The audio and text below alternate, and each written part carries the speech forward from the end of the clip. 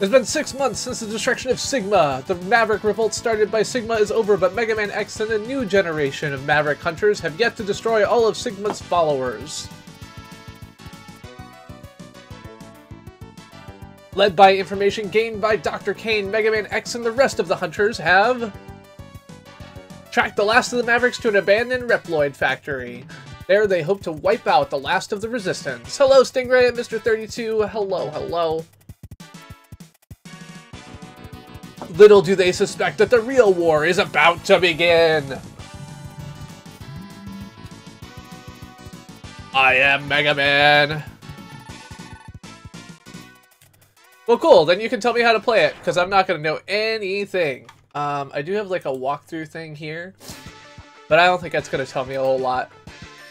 I'm good. I am I feel a bit rushed. I had my class tonight, so I did not wrap up class until about 5:45 or 8:45, and so I am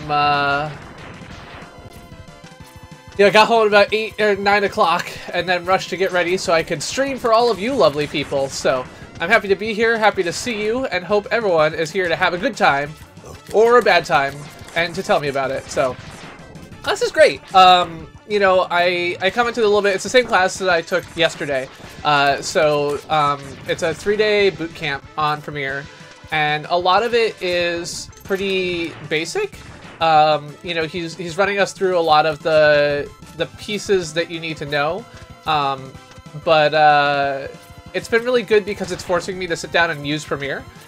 So it's really nice to be in a classroom setting, not necessarily because I'm learning new things, but because the things that I am putting into use, yeah, I'm learning how to use. Yeah, Premiere is a video editor. It's the equivalent to like DaVinci Resolve or to Final Cut Pro. So, hello, Mathros. Welcome, welcome. How am I? I am just peachy keen. I'm not gonna know where any of the items are in this game, so if you're like, you know, watching me play and you're like, oh god, there's an item coming up, feel free at any point to tell me where I should be looking for items. I did try briefly to play this while I was, like yesterday. I was like trying to get a feel for it. But unfortunately, I was so tired, I kept falling asleep, like, in the middle of levels. Like, I would find myself dead, and I would be like, I don't remember dying. And I think the reason is because I was, like, dozing off in the middle of playing a game. And so I decided to take a nap instead. Yes, sorry, X2. Mega Man X2, not Mega Man 2. That would be a different thing. Oh, God. And I'm gonna die here, so that's good. It's good to start off your gameplay with a death. It really sets the tone for the rest of the evening, so that's good. Ah, damn it.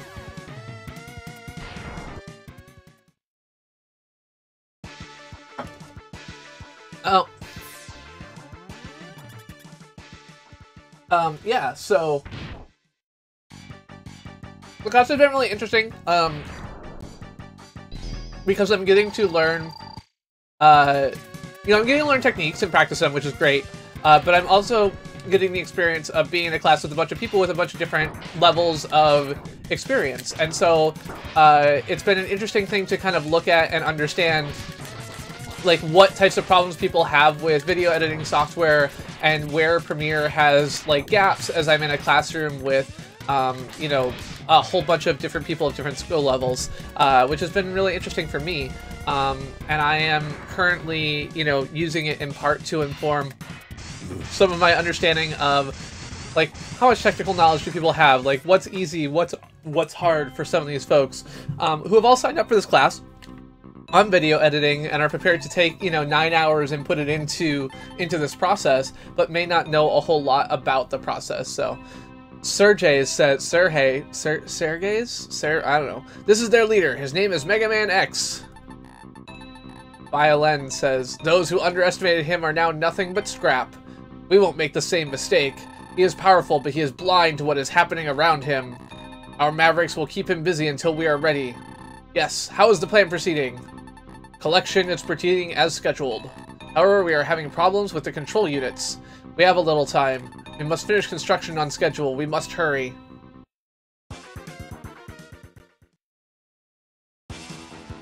Alright.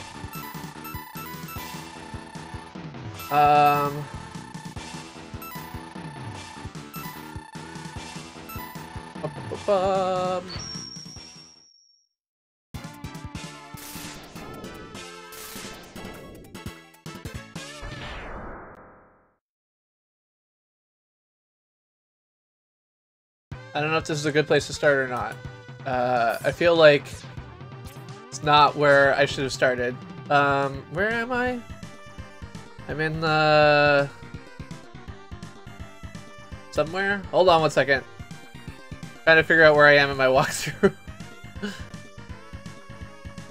Or desert base. Okay. I don't think this was the right choice, but whatever. We're gonna fight the overdrive ostrich. And we're just gonna play it through and see how it goes. So I think that the ideal weakness for a later boss is the overdrive ostrich weapon. And so that's why we're here. And we'll have to come back here later to get a sub-tank, so... we may do this level twice. We will have to see. Yeah, so... class has been good. I've been learning a lot, but partially I've just been learning... like, I've just been practicing how to use Premiere, which is a piece of software which, historically, when I've used it, I've been like, I don't know how to use this, and I'm going back to Movie Maker. So doing a lot of practice with cutting and just, like, using the editing tools has been really useful, and I basically spent, like, an hour today just going through a bunch of clips that I made at, when I went to Canopy Lake with my work field trip, and editing that, and that was really useful to get me kind of used to the buttons, and I kind of practiced doing different, you know, trying to speed up my approach so that I wouldn't be spending, you know, hours and hours doing editing. I don't know how effective I was, because I spent, you know, several hours just editing like I don't know, like 10 minutes of video down to about 3 minutes of video, but it was still good practice, and I'm looking forward to tomorrow. We're going to be doing a little bit more advanced effect controls and techniques, and so on. But because I have a little bit more technical knowledge than a lot of the other people in the class, I've been able to do a lot of helping out, and doing helping out is actually cool because it allows me to practice the skills multiple times, like both practice it for myself, as well as like practice how to teach it to other people, which is great. I'm 34. So that's been a really, you know, kind of, it's been a good experience for teaching, because the best way to learn something is honestly to teach it. And so I'm doing that, and that's pretty cool. Well, Rin, I don't know what to tell you on that front. My solution when I'm tired is to sleep even if I don't want to, so. Alright, overdrive ostrich. Let's go. I can take you on. Maybe.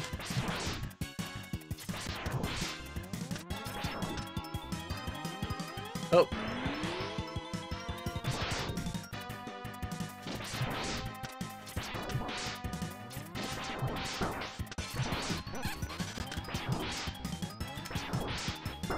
Ow!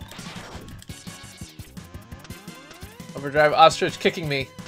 Stop kicking me, overdrive ostrich! I don't like you! I mean, I guess maybe telling someone that you don't like them is not the best way to get them to stop attacking you, but...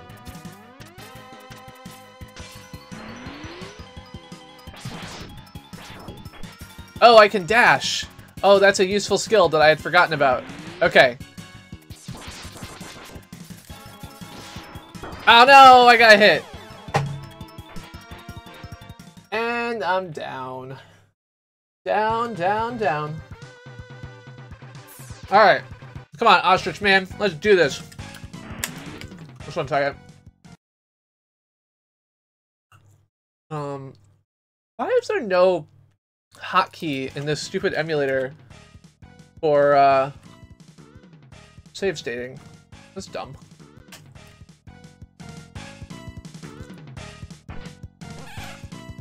I'll have to ask Soy if he just figured out how to hotkey SNES 9X save states. Ah.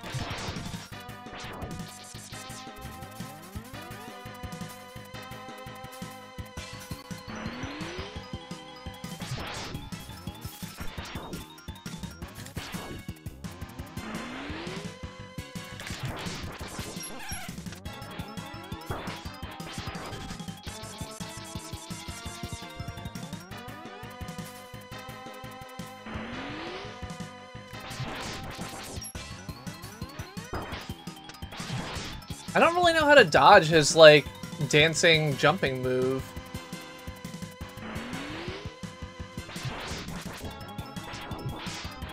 Okay.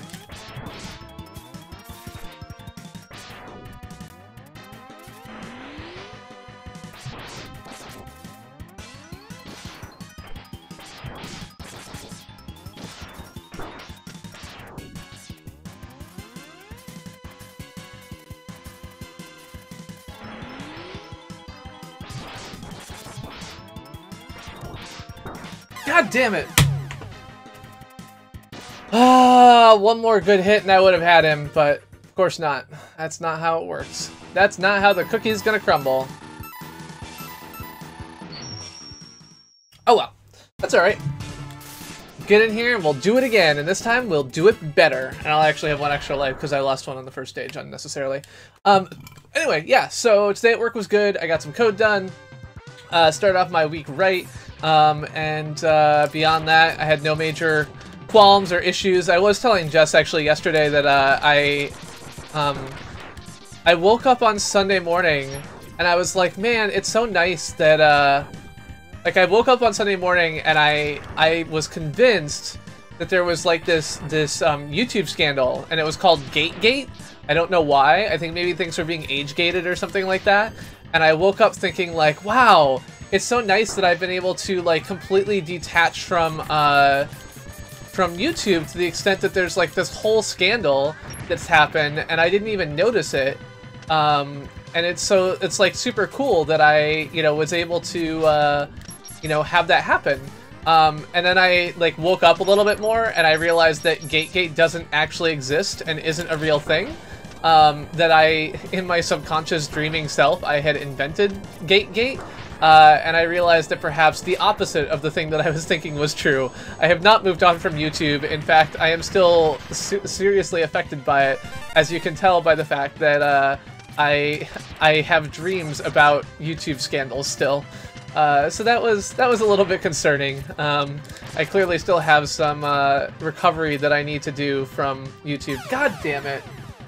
Okay. So I needed to dash across that and not just jump down into a pit. Good to know. Good to know.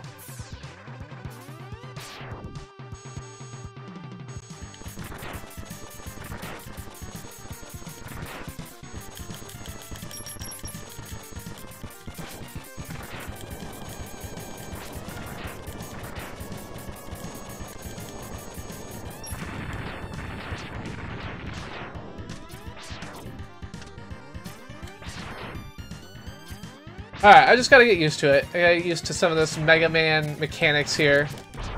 Not really used to the Mega Man X mechanics as much. Oh god! As you can tell as I jump off into the nothingness. There we go. Wall jump your way to glory! Wall jumps are such a core Mega Man X feature, and I hate wall jumps. I enjoy Mega Man X because a lot of it is also like the dash jump is a huge part of it, but one of the reasons that I think that I did not adapt well to Mega Man X the first time I played it was entirely because it has too many wall jumps and I can't deal with wall jumps. I don't think that... Okay, so that must be one of the things that I have to get once I have more abilities, so... I'm gonna come back to this stage later and pick up that heart piece, I think.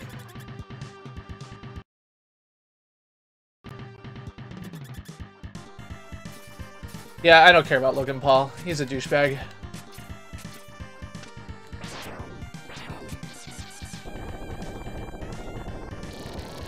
Anyway, let me try and get a little bit of food in me here.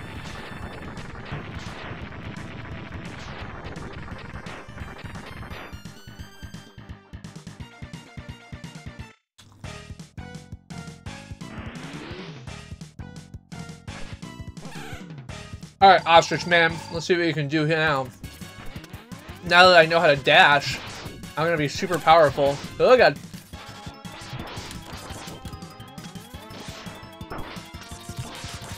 I really don't like that move. Or him, like, running into me like that. Seems like it did not work well.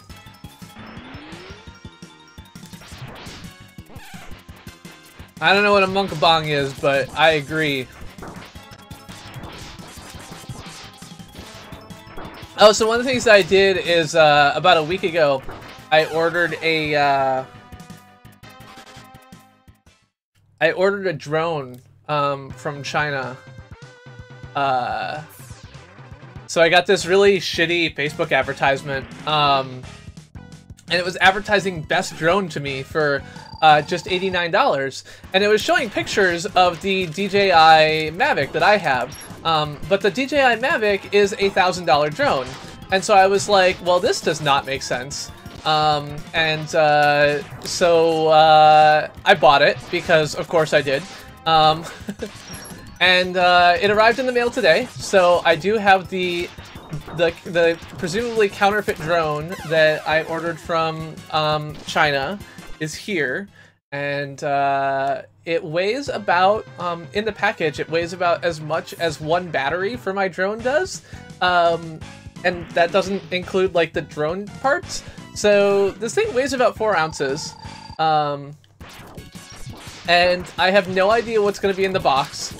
I have absolutely no idea, like, what they could have, like, there's no way that they gave me anything like what they promised in the weight of this box. Like, beyond just the, like, you know, it costs more than $50 to make a decent drone, and beyond the fact that, like, all of the marketing materials for the drone I actually bought were clearly, like, entirely stolen from DJI's website for their drones, and beyond, like, all of the other things that are wrong here, like, I am just not actually sure how they got a functional drone out of this many ounces of stuff. And so, it may be the box was empty. I am entirely unsure whether the box will just be empty. Like, I would not rule it out at this point. So, after we beat this ostrich boss, we can go ahead and open the counterfeit drone and find out exactly how counterfeit it is. Hello, Mitchus, how's it going?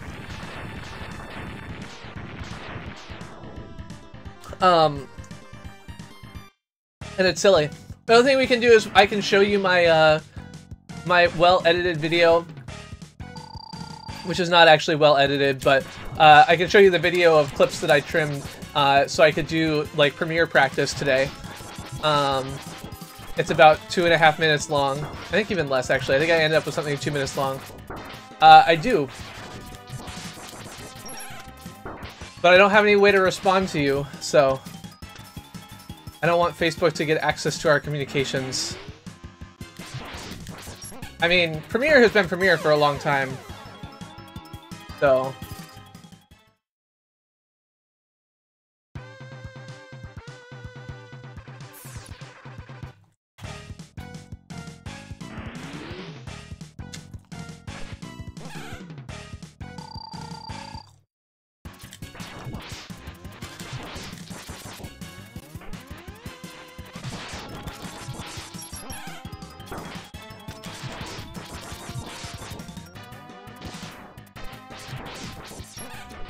Ah.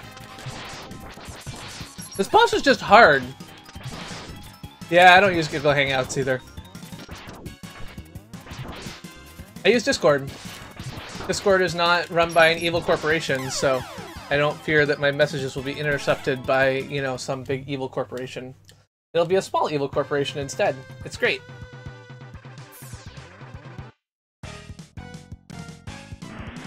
Bum, bum, bum, bum, bum.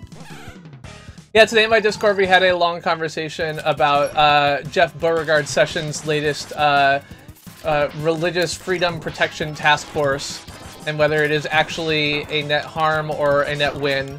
I was on team, like, it is clear that this will be used solely to protect the, you know, policies of Christo-fascism that are actually being enforced and encouraged by this administration. that is not necessarily in and of itself mean that the practices being undertaken here are bad, because I think that by enshrining into law the idea that you can, you know, prosecute someone for firing someone because of symbols of religious freedom, or whatever, that it will allow for further lawsuits to make the same argument about religions that are more broad-reaching than just Christianity.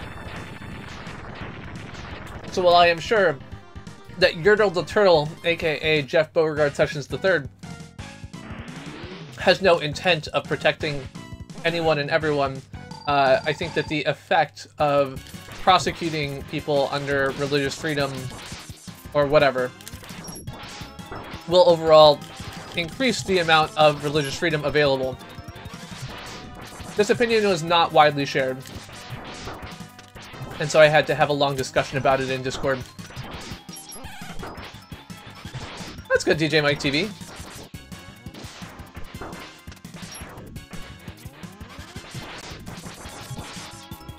God damn it, this boss is hard. Like, I know later on I'm gonna get, like, more, like, life things and everything else like that, but this is hard. Anyway, yeah, so if, you know, someone gets fired for wearing a cross to work, then, you know, the DOJ will go after their boss and everything else like that. But the actual policies that are written, the memorandum that, you know, this whole task force is supposed to be protecting, is actually written pretty well. Like, it's not specific to Christianity. It's not specific to, you know, displays of religious freedom that would be problematic. It's not in any way encasing into law the ideas of not having to bake a cake or whatever else like that. It's actually a pretty reasonable thing, and if it was written under an administration that I thought was actually going to live up to what it said on paper, it would be good.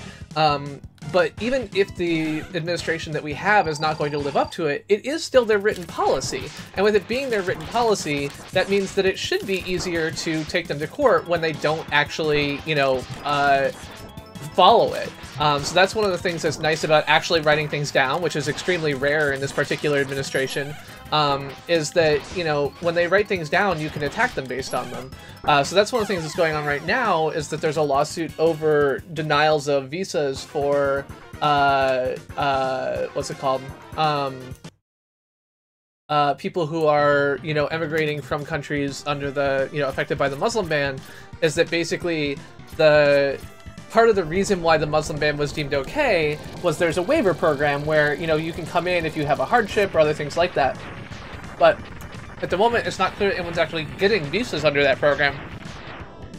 And so the ACL, maybe the ACLU, I don't know, someone is taking the government to court to say, look, you have this visa program. This visa waiver program is what allowed you to, you know, get this Muslim ban through in the first place, because you claimed you would, you know, allow for exceptional cases. That's something you have to actually live up to. If you're not actually allowing people through under those waivers, then, you know, this is not okay. You gotta live up to what you said you were gonna do. God damn it. This sucks. I'm gonna beat you, Ostrich Man. I'm gonna beat you right here, right now. Deep breath. Okay. So, what is the trick here?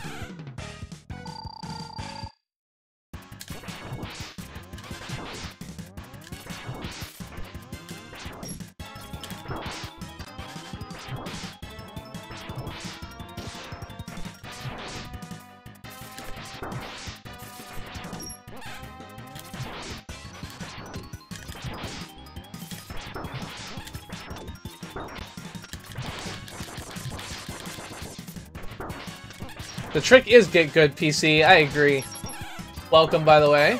I'm not getting good. But, you know, that's okay. We got it. We got it. This is gonna be it. This is gonna be the one. Right here. Right here, right now. Anyway, yes, I hope you get some cake. Cake is a tasty food, and you can eat it for you. Ha! I got under you. And I dodged that. And I dodged that. Oh god. And that. But not this. Fuck.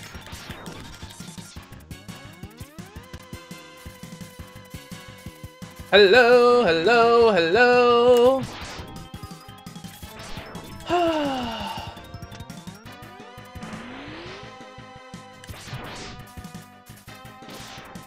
Energized Emu. How's it going, Mikey the Gamer? How is it going? This ostrich is definitely after me, and I can't do anything about it. Run at me. Jump at me. Alright, I'm gonna get you this time. There you go. Oh, fuck. Fuck! I wanted to dive under him, but I failed. Failed miserably. Hello, Laith the Revenite, and everybody else. Alright. I will load again. I will win the game. I'm gonna beat you up, you ostrich man. I'm gonna win the game, you ostrich man. I want to open my goddamn drone, and I can't do that while this ostrich man is killing me. So, we're gonna take you down, or up, or wherever it takes you to go. We're gonna do it all. Anyway, happy Monday, everybody. Welcome to the stream. I am the Chris who plays games, playing retro gaming every Monday, and whatever I feel like every Friday. This Friday, I think we're gonna be doing some Splatoon. We're gonna be doing Splatoon 2 on this Monday. So if you are not a Splatoon 2 fan, then you're going to want to not be here because you'll be bored, and then you'll complain, and then I'll be cranky, and that won't be any fun at all. So, I recently bought Splatoon 2. I also bought Bomb Chicken based on a recommendation from someone who made a video about it. It was a example of, Mark Brown did a video about game design where he talked about the fact that everything should have more than one purpose. And Bomb Chicken, in part because it was designed originally as a mobile game, kind of does that really well. Games that are originally designed for mobile have a tendency to need to do more than one thing with each button press because they don't have many buttons on mobile, obviously. So that's a... God damn it! I have not had a chance to play Bomb Chicken. I just bought it. And so, yeah. Yeah. I mean, Barb, the reality is you don't enjoy any of the things I play. So, you know, I think that if you unsub for that, you would, you know, you would never come around at all. Oh god. Let's take you out. Hooah!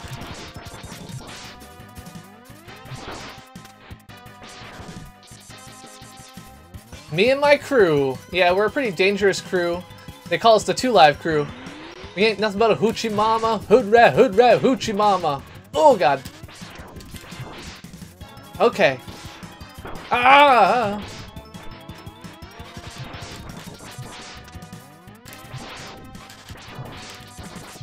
Okay, this is looking good. Just gonna do the running, jumping thing. Running, jumping thing, running, jumping thing, running, jumping thing! God damn it. Ha ha! Woo! Yeah, so Bomb Chicken is like a kind of like a puzzly platformer where you are a big fat chicken. You can't jump because you're a big fat chicken, but you can lay bombs that can stack you up. Yeah. Okay, cool. So that is the first level of this done. So I'm gonna get the Overdrive Ostrich weapon, whatever that is. And then we are gonna go on to Wire Sponge, which is the weather control stage. And hopefully use the Sonic Slicer, so that's cool. Okay. Before we do that, though, as I was discussing earlier, I bought myself a counterfeit drone from China. So we're going to pull out that counterfeit drone from China and do an unboxing right here. And we're going to see how bad this is. So, before we do that, okay, so here's what I got. This box from China. Now, the listing for this thing, I'm going to pull this up. I saved this page because I did not expect that this page would still exist when I came around to it. So in the folder Magical Mall Scam, I have this web page that we're going to pull up. Here we go. I push this button, and then I push this plus. I need to fix my stream link. It's broken, and I don't know why. Okay, so this is the ad that I went to, right? So this is a DJI Mavic, very clearly. So this is the thing that I was supposedly buying. I can buy, 720p, 1080p, or 4K, 25 to 30 minutes. It's got a 3-axis gimbal. Now, I will point out that this is a Mavic, and this is the Mavic Air. And later down here, it's going to show me, it mentions the Spark. Yeah, even with all the Spark's intelligent features. So this drone is a little bit confused as to what it is. And then no drone has this control. Like, this is not a thing that exists in the world. And so I was like, I don't know what this is, but we need to find out what this is. For only like 60, I think it was $80, the version I bought. For $80, we have to figure out what this is. So, and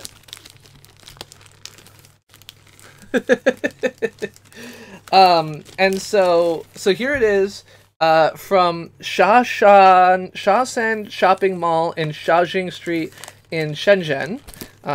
We have what should be my drone. This did get caught up in customs for like 5 days. Let's see what we got. Okay, so at least, all right. So it is clear. This box got kind of smushed.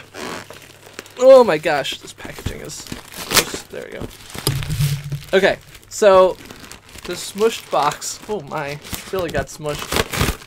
Okay, so this is apparently, like, what it is, which I will point out that this quadcopter does not look anything like the photo that was on the website. Not at all.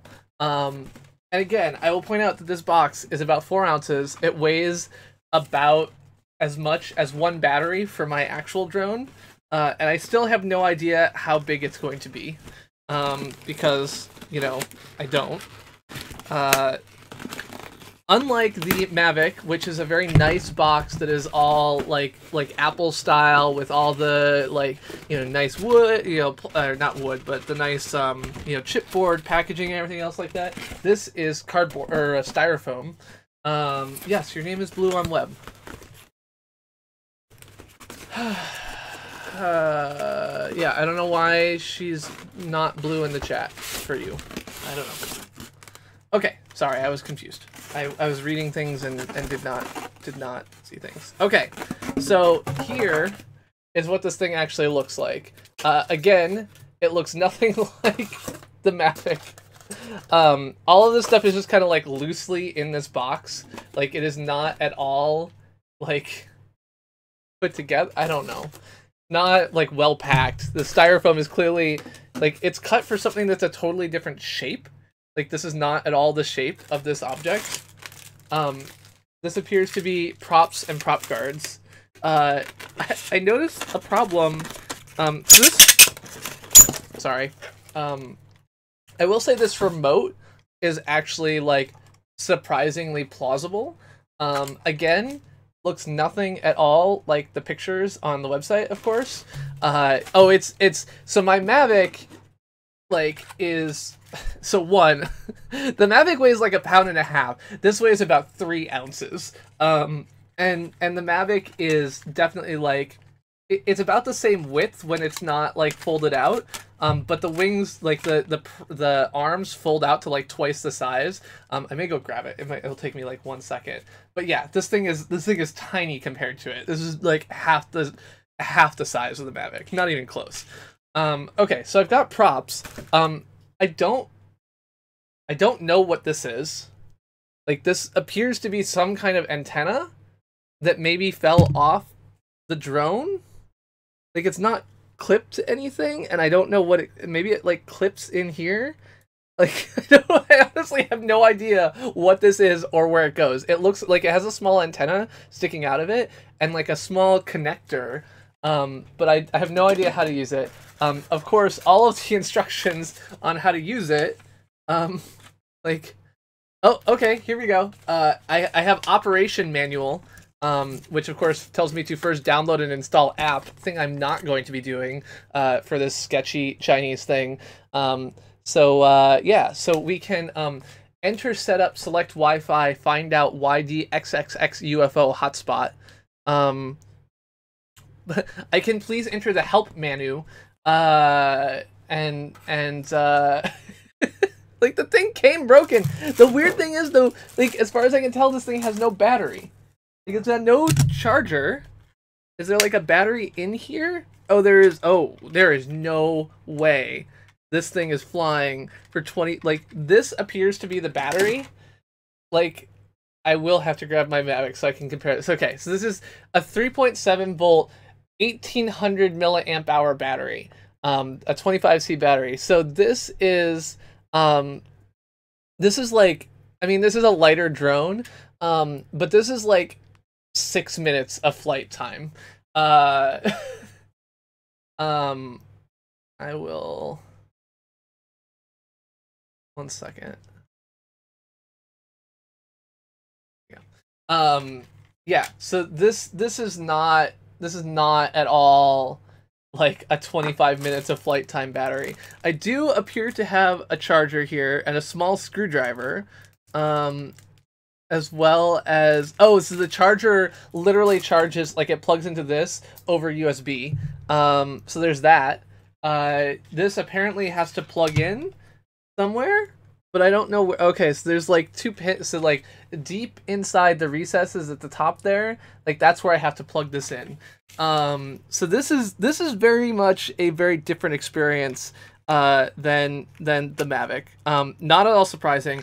Another thing I'll note, so I bought the 4K model, I believe, of this drone. One thing I will note that this drone does not appear to have is a camera. Like, literally, I cannot see a camera on the drone. I don't. This is lights, so those are lights on the back, those are, and on the side. So I've got some bright LEDs on the side. But as far as I can tell, this is a $60 camera drone that doesn't have a camera. Unless this is the camera? I don't think this is the camera. This literally appears to be the radio receiver, which is not connected to the drone. So I think the way this is supposed to work is that, no, I honestly, I have no idea like what this connects to. Like, it doesn't slide anywhere.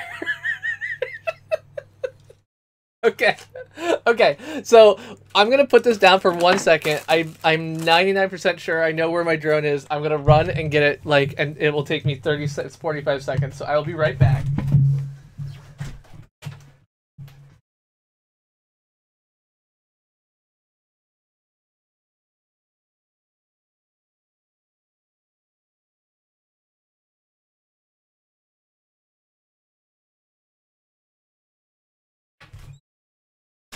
Okay, so this particular version of the drone, so we'll set aside the bag, which was an additional purchase, and we'll set aside the extra batteries, which was also additional. But so this is the Mavic, right? It's got a camera in the front. It folds up very nicely. This thing is, by comparison, like, I can toss this thing in the air. Like, I would not do that with this. This folds out quite nicely. These are nice, like, smooth, you know, whatever. And this would sit on top of this thing. Now, I will point out again that what they put on their website was pictures of this and 2 other DJI drones. What they gave me was this. I'm pretty sure that these 2 do not have a lot in common. Among the things they don't have in common is this doesn't have a camera. Like, what even is this? Like, do these instructions include, like, buy a camera?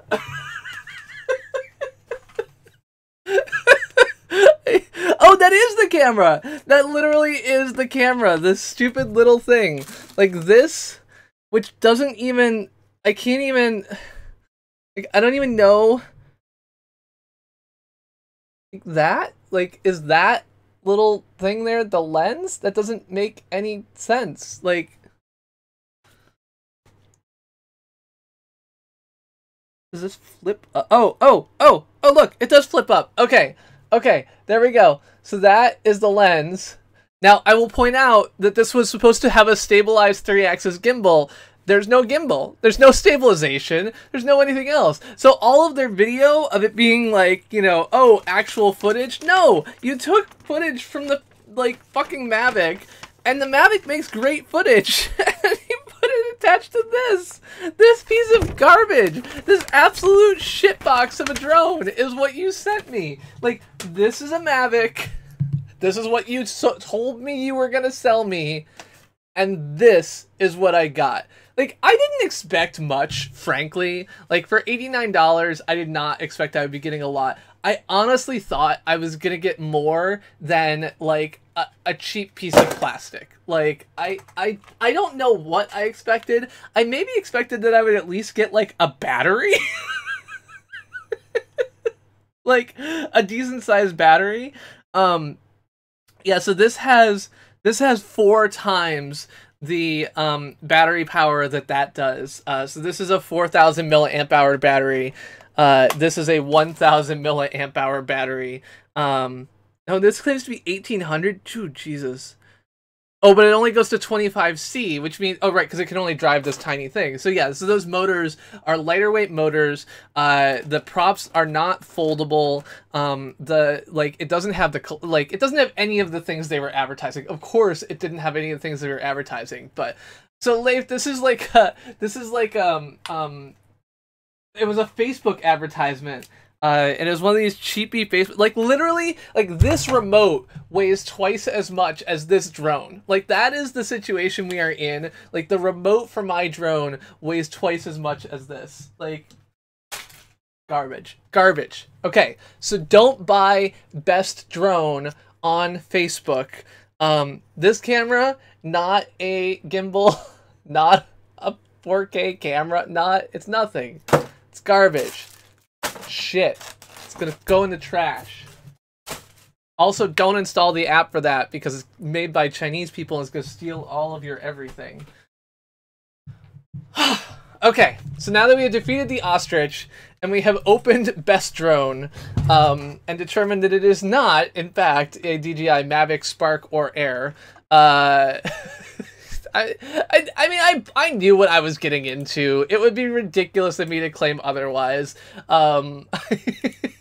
I bought it on a lark because I wanted to know what way it would fail, and it failed in exactly the way I expected. I mean, no, it didn't fail in exactly the way I expected it to. It just failed mostly in the way I expected it to.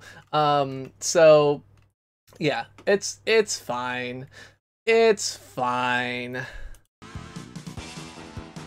It failed in all ways. Yeah, I did end up on Family Guy, didn't I? I mean, without credit, but yeah, it's pretty cool. Anyway, so now you know when you buy an $80 drone, this is what you get. So here's the thing. If you go on the left wall on this level, you get a thing. And then my life went up. And that is a cool thing. Thanks, Yugi. Yeah, I looked it up in my little guide, it told me. Go to the Chinese embassy. I mean, like I said, I did not expect much. I will admit that I expected more than what I got, but that was my own foolishness, and now I will know better.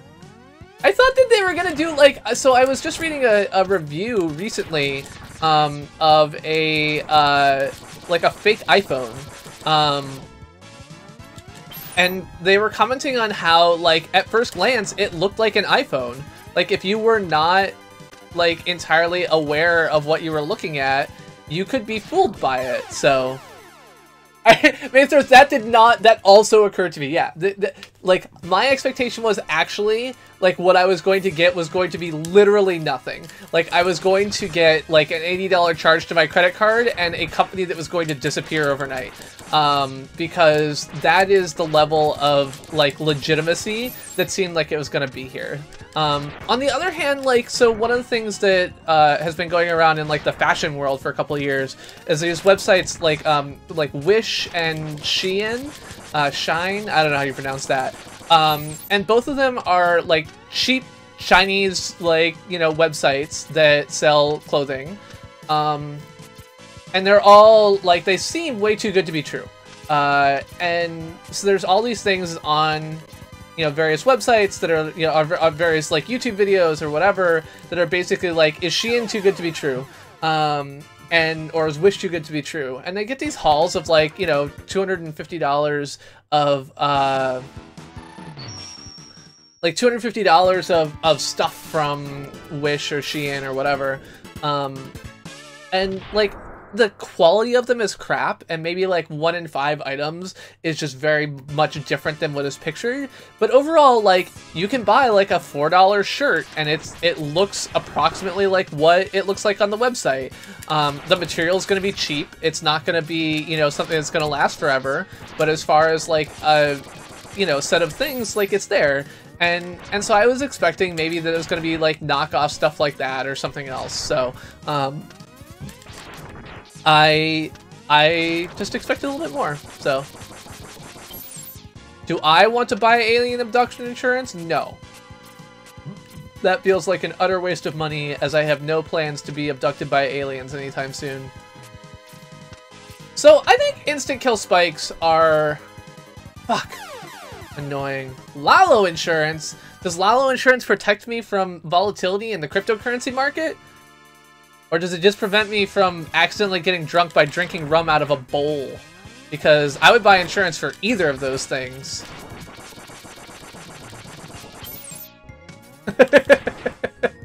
Hello, Lalo, how's it going? You missed me unboxing my my absolute garbage drone that I bought from China. It is a shit box. I will be throwing it away. Like, this will... Actually, no, before I throw it away, I'm going to make like a more serious unboxing video and upload it to YouTube. I will not get an abuse to pay back my investment, but I do want to show the difference between what I was promised and what I was delivered. God damn it! So it can be watched by the 7 people who care. I need to.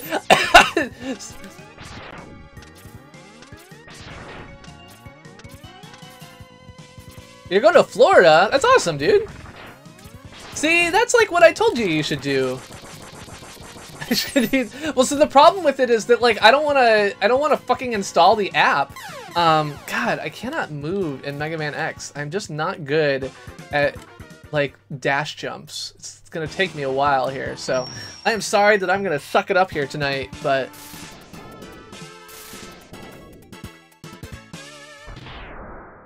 Yeah, luckily the chances of me being abducted in Boston are pretty low, but if I go back to South Africa, I'll have to keep that in mind.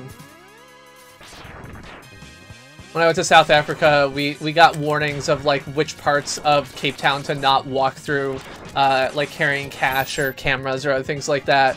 And like the first night, one of my friends from Europe walked back from the bar, and the path between the bar and the hotel is where all the, you know, muggers live, or, you know, work. And so, like, the first night he was there, he got his $1,500 camera stolen because he had it with him. It's like, oh, man, Matt, gotta do better. Content every day for weeks. There you go.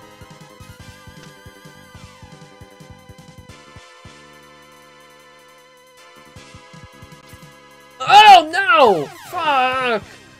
Yeah, so I don't want to install the fucking Chinese app because I honestly am worried about what information it will steal from my phone. I guess I have an iPhone at least, which is secure, unlike an Android phone, so there is that, but,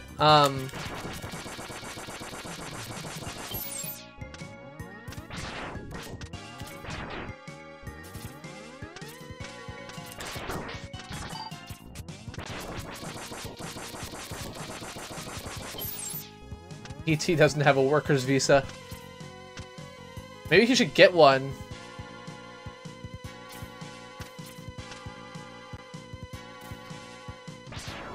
Yeah, it was mostly snark about Android settings versus like iOS settings. Like one of the problems with Android apps is for a long time, I think this is fixed now, you could only do permissions at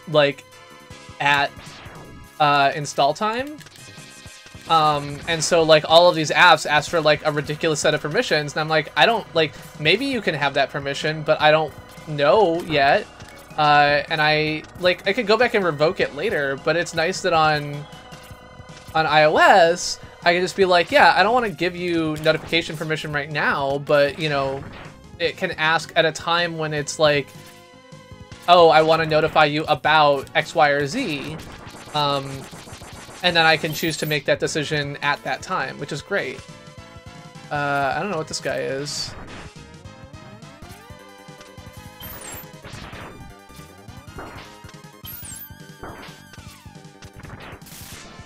Yeah, see, the spikes don't always kill you. If you've got invincibility frames, you can walk right over them.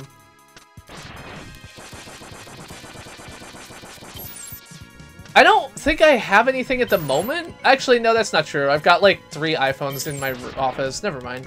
Yes, I do have an extra iPhone I could use for it. You are 100% correct, and I should 100% do that. I did not even think about that, because I don't have any Android ones, because my last Android phone, like, killed itself, because it's a freaking Nexus 5X, and decided that boot looping was the way to go. Hey, life! Oh, my goodness. Put the app on my wife's phone. Yes, I don't want to install this app that can steal all of my information on my phone, so I'll just put it on my wife's phone instead. That's actually way worse. I have almost no information on my phone because I never, like, save contacts or anything else like that, because, you know, I just don't. But giving, like, my wife's phone, she actually, like, keeps contacts and calendar events and shit in her phone. Like, that would suck. I'm gonna go into the chapel and we're gonna get married.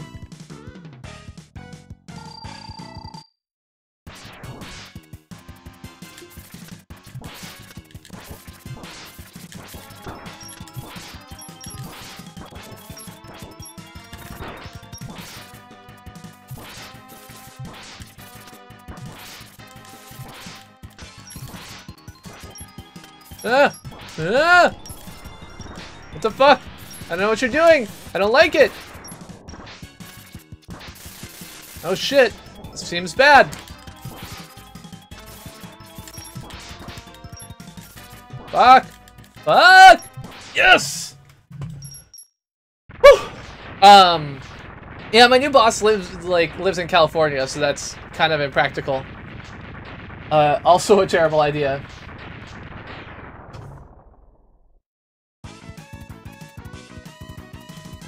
Oh, I didn't get the sub-tank. Well, shit. Alright, well, whatever.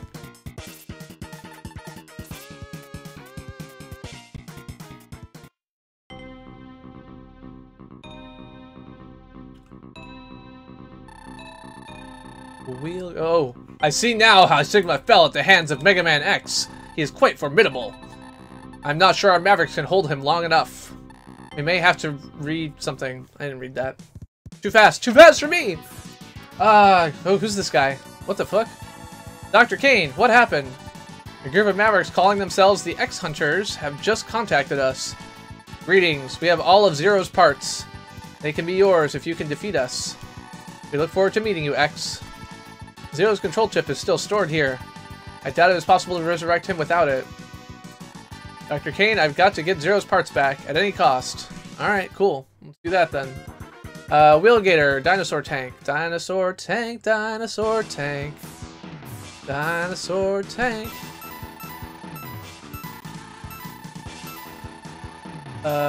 Dinosaur tank. Alright, what we got in this one? We got an arm upgrade, but that requires a leg upgrade. And a heart, but it requires the leg and arm upgrade and F-Stag's weapons. So, I think I got nothing. Nothing here.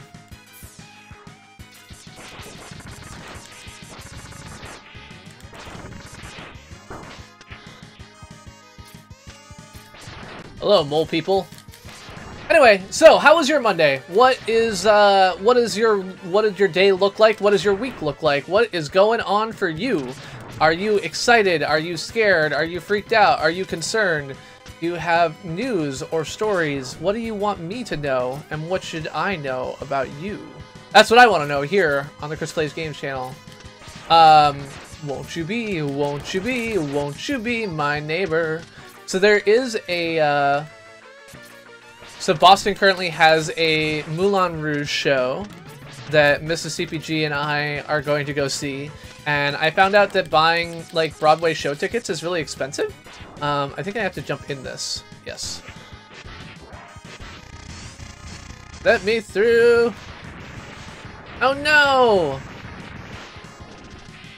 That sucks.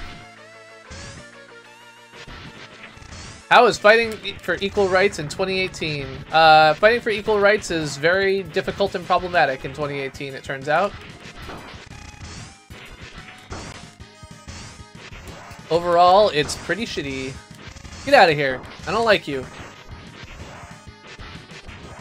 I'm gonna just fly my little machine. Oh. Okay.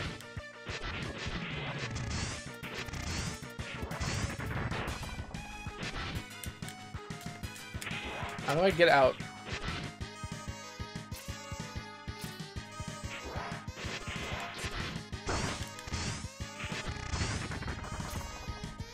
Oh no! That's... None of that is good. Those look like spikes. Do we agree? I think I agree. I think I need the leg upgrade to get those. So let's just move past that. Fang. What is Fang? I don't know Fang. I know, movie pass? What's it called? Movie ticket. Whatever that thing is. I know that their stock went through a 250-to-1 reverse split, which is a ridiculous amount to go through, and then is still below $1. So their price has gone down by a factor of 8,500. Oh, gotcha. Well, Google stocks didn't go down. Google stocks are up like 4% or something like that. Movie Pass. There you go. Did Amazon go down? I'm surprised Amazon went down. But yeah, so Google went up, Facebook went down because for the first time in, like, ever, their numbers didn't go the way investors expected them to. I think they lost users, which is of course what you would do when you do a massive cleanup of, like, automated abuse. And also, like, their entire platform is not going to be able to grow that way forever. You can't have more than about 3 billion people using your internet application in 2018 because there aren't more than 3 million people, or 3 billion people rather. So, like, investors are just dumb, and just completely, like, ignored all of Facebook's advice for the past 10 years because they're stupid. Netflix feels to me like they're still burning a lot of cash. I mean, I know that they're venture backed and I get everything else, but it just feels like they are not... Ah! Okay. Ah, you've gatored me! What the fuck? God damn it.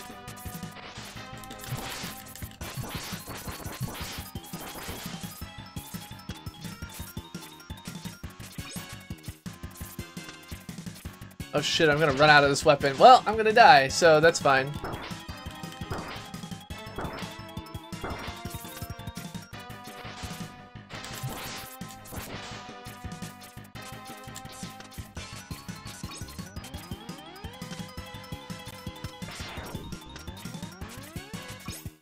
God damn it. So yeah, so Google went up. I don't know why. It doesn't make any sense. Brexit is a thing. It's gonna be terrible. Hopefully it just doesn't happen.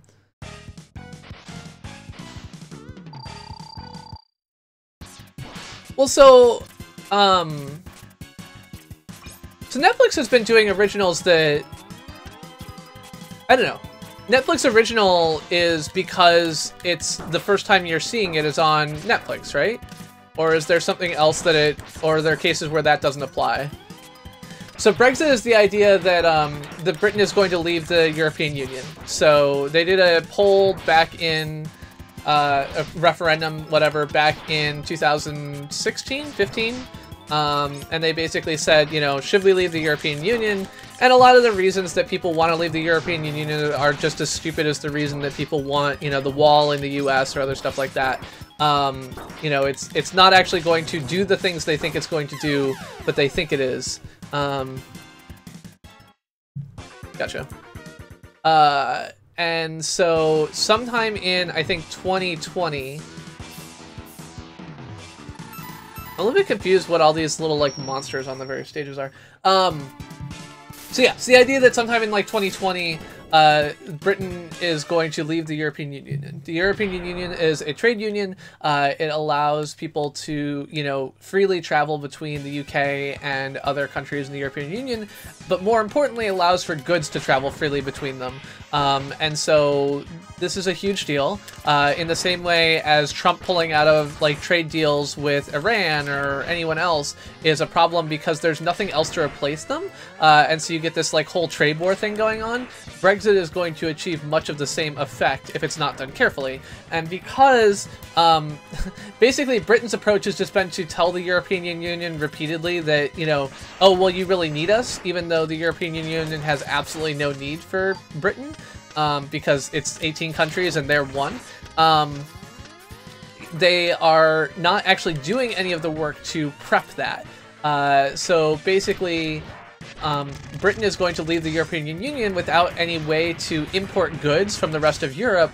And just like if you, like, took a single state in the US and then you, like, set up passport control at the border and then said, okay, like, no one can come in and no one can move goods across this border without, you know, signing new agreements with these people, it wouldn't go so well because, like, states aren't really well set up to do that. And it's basically the same thing with Brexit. Like, Britain is going to leave. They have been part of the European Union for decades now. They don't have the trade deals or other things that they need in place to do that effectively, and so their residents are going to get screwed.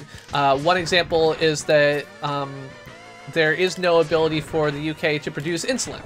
So they import all of their insulin from the EU, and unless there is a deal made, then there's no way for them to get that insulin from the EU anymore. And they will just lose access to it, which is pretty bad.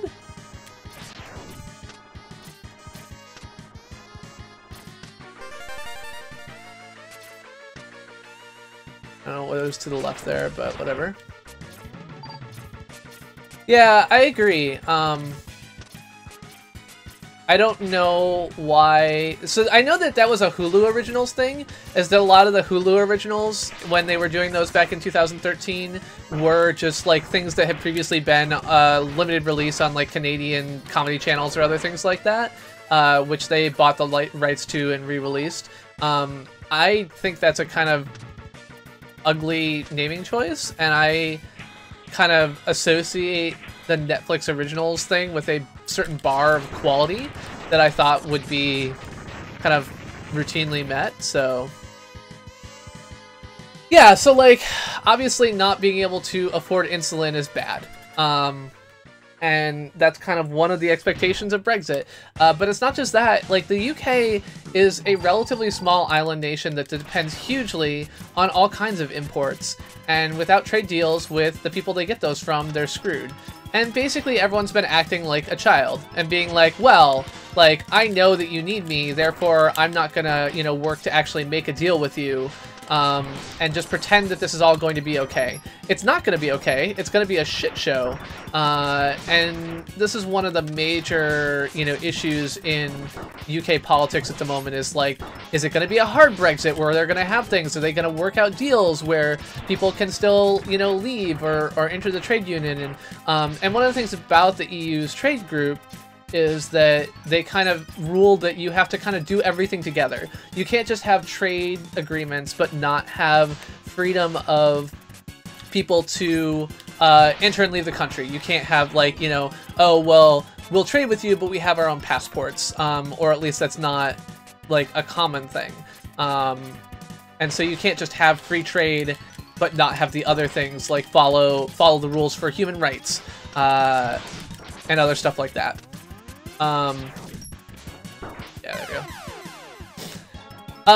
So joining the EU is something that would be really hard to sell, I think, especially if you left out of a fit of pique. So luckily, one of the things that has happened is that luckily, one of the things that's happened is that some of the people who were most in favor of Brexit have kind of resigned in disgrace after they tried to have meetings about it, and they ended in, you know, disgrace.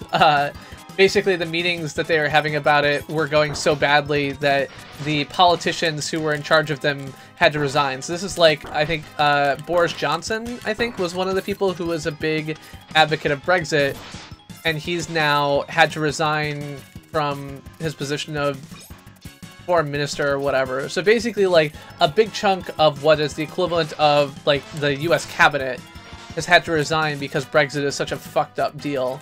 And that's good because it means there's more chance that, like, it won't happen. And frankly, not happening is probably the best thing for everyone in this case. So yeah. So that's kind of the hope for those of us who are in favor of the world economy not falling apart, is the idea that maybe Brexit just won't happen. And the only people who will really be upset at that are the, you know, the bunch of old codgers who voted yes for it. And there's also kind of a belief that a lot of people were like voting yes, we'd like to leave with the expectation that it would lose because the polling said it would lose.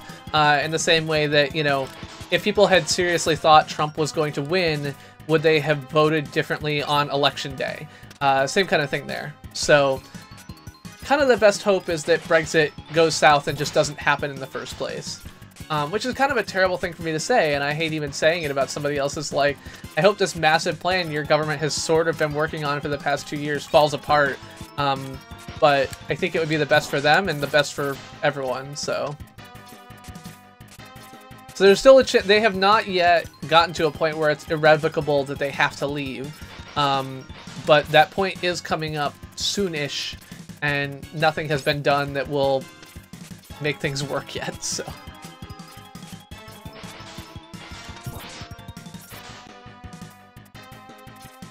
So the people voted on it, and so there was a referendum, and the people voted yes, at like 52% to 48% or something along those lines. And now, and I think that it's not clear to me whether that was actually a binding vote or not. But regardless, there was politicians promised that if it passed, that they would act on it. And so as soon as it did pass, they like started taking action as if that was the will of the people. How reasonable that was, I have my opinion. But yeah, so people voted, and now the government has taken action, and from here on out it is a thing that is in progress. Now the government can still back out, but the people don't automatically get another vote.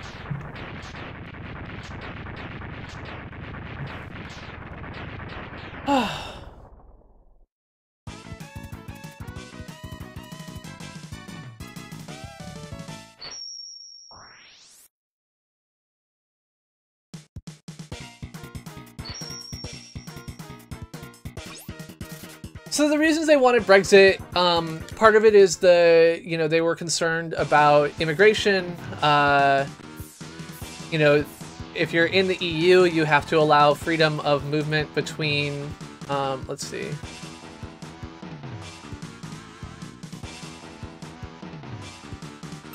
Okay, I think I need to go back here.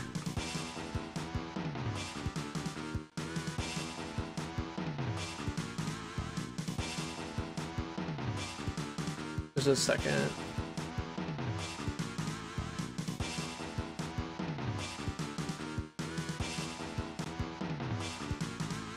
Where is the word leg in this document?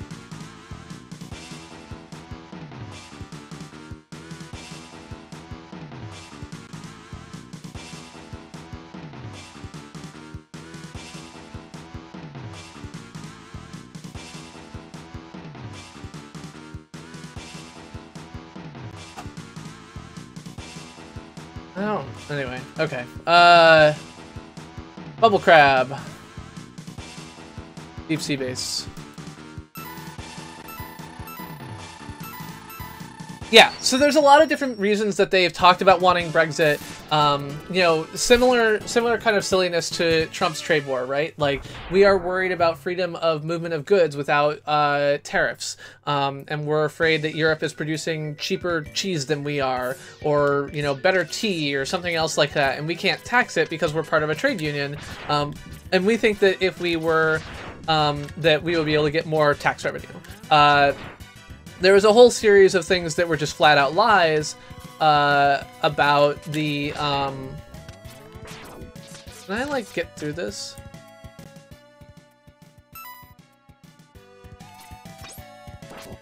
There we go.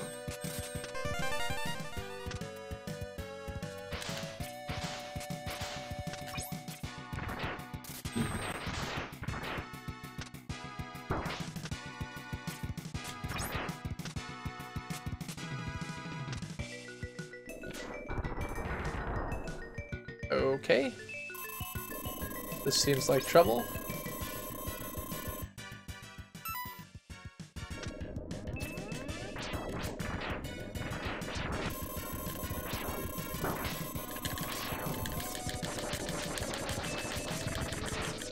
No, I am still not used to it. I was just commenting that, like, I have lost all of my skill at playing Mega Man X, even after playing it last time.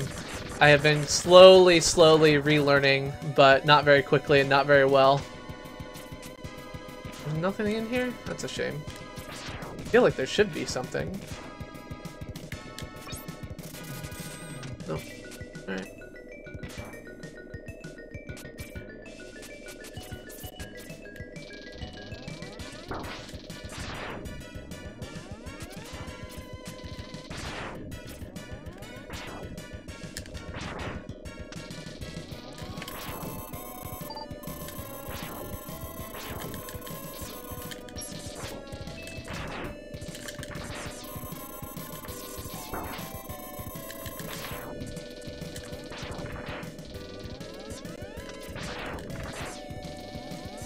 Oh god.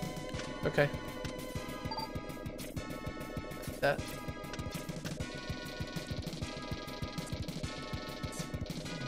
Ah! Good thing I got big jumping underwater. Okay. So yeah. So concerned about trade deals, concerned about immigration. Basically, you know, Brexit was the proto-Trump.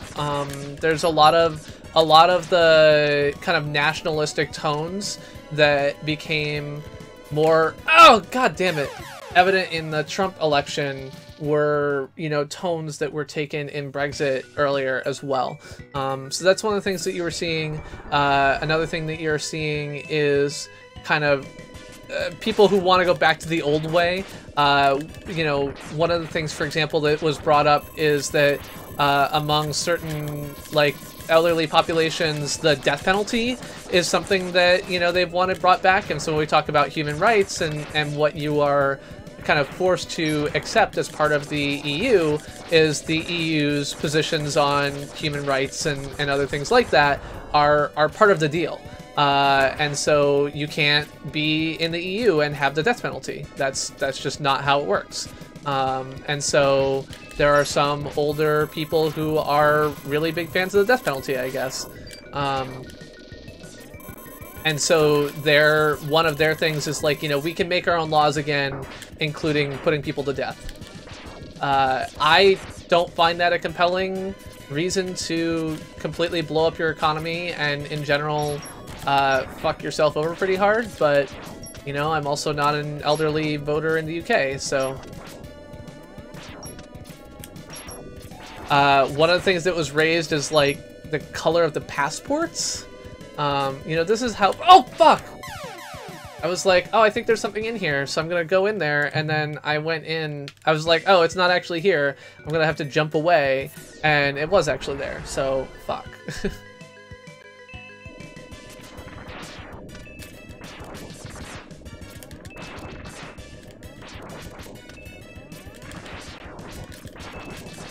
I think it's blue versus red. Like, the old passports were blue, and the EU passports are red. But then I think I read a joke, or like a comment somewhere, that the EU passports are now changing to blue anyway. And so, like, these are the most ridiculous reasons to do something like this, right? Like, I have no idea how much they impacted things versus anything else. I'm not, like, a super close follower of UK politics, so I don't know if I'm, like, literally just taking fake news and repeating it. I just know that these are some of the things that I've seen and heard in, like, various online polls, and it's like, are you serious that this is what you're concerned about? Red's the color of communism. It's true.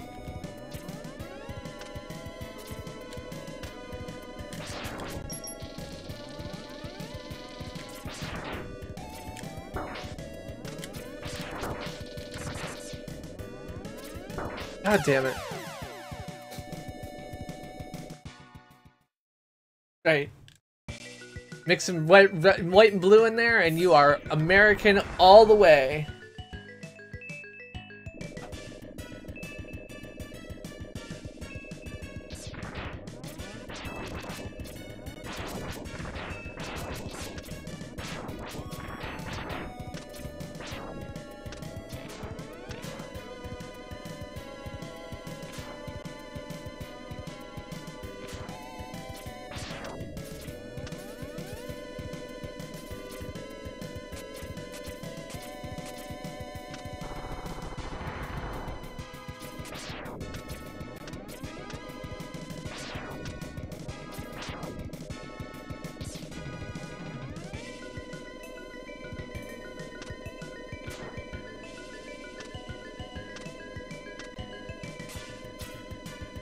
Ah!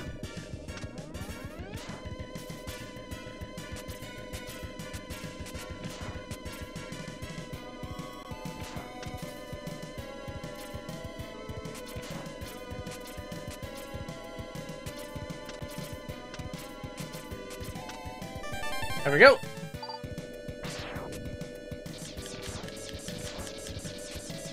Yeah, so overall, Brexit is crazy. Generally speaking, fucking up your economy for the purpose of, you know, owning the libs is pretty dumb, but seems to be the status of a couple things. So earlier last week, I guess it was, there was quarterly reports from the U.S. government on, you know, GDP for second quarter, which was positive.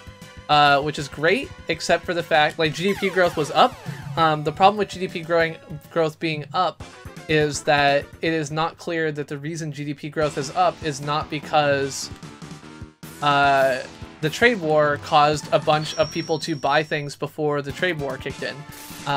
You know, if you know the price of something is going to go up by 25% next month, then of course you're going to buy it now.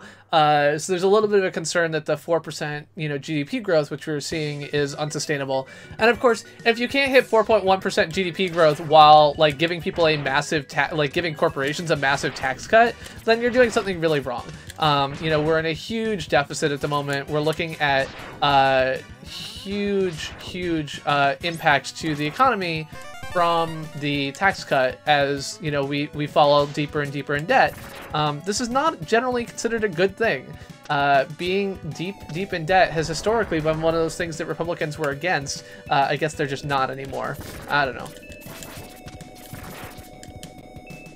I'm just gonna use my buster. Hello, Station 82.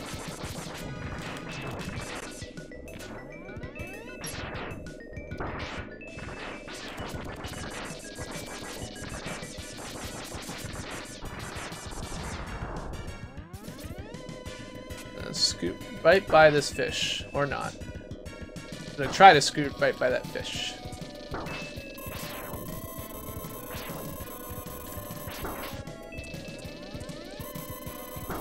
God damn it.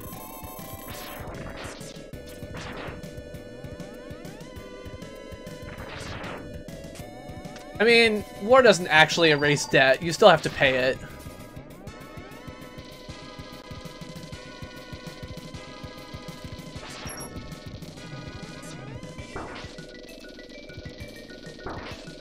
Get away from me, fish. I don't like you.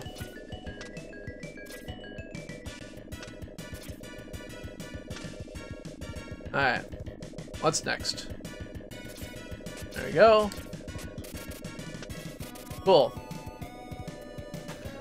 Okay, what am I supposed to use? This is spin wheel, spin wheel, spin wheel. Oh, this doesn't look like the boss yet.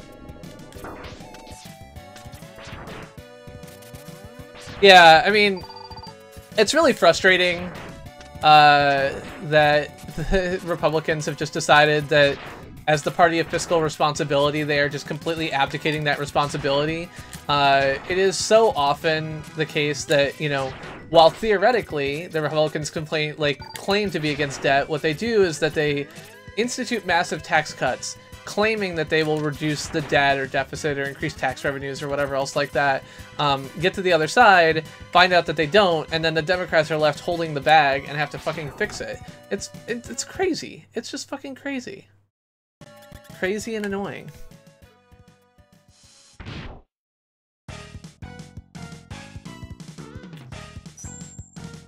Alright, what do we got? We're gonna use this.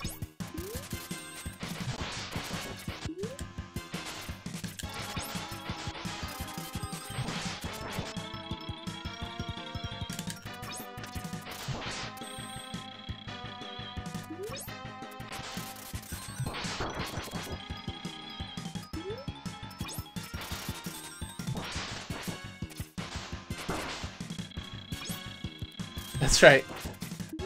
As long as money isn't being spent to actually improve anything, then it's totally fine. If you're gonna spend money to improve anything, then you're in real trouble, and we're not gonna have that kind of thing in this government. Yeah. Yes! Nice.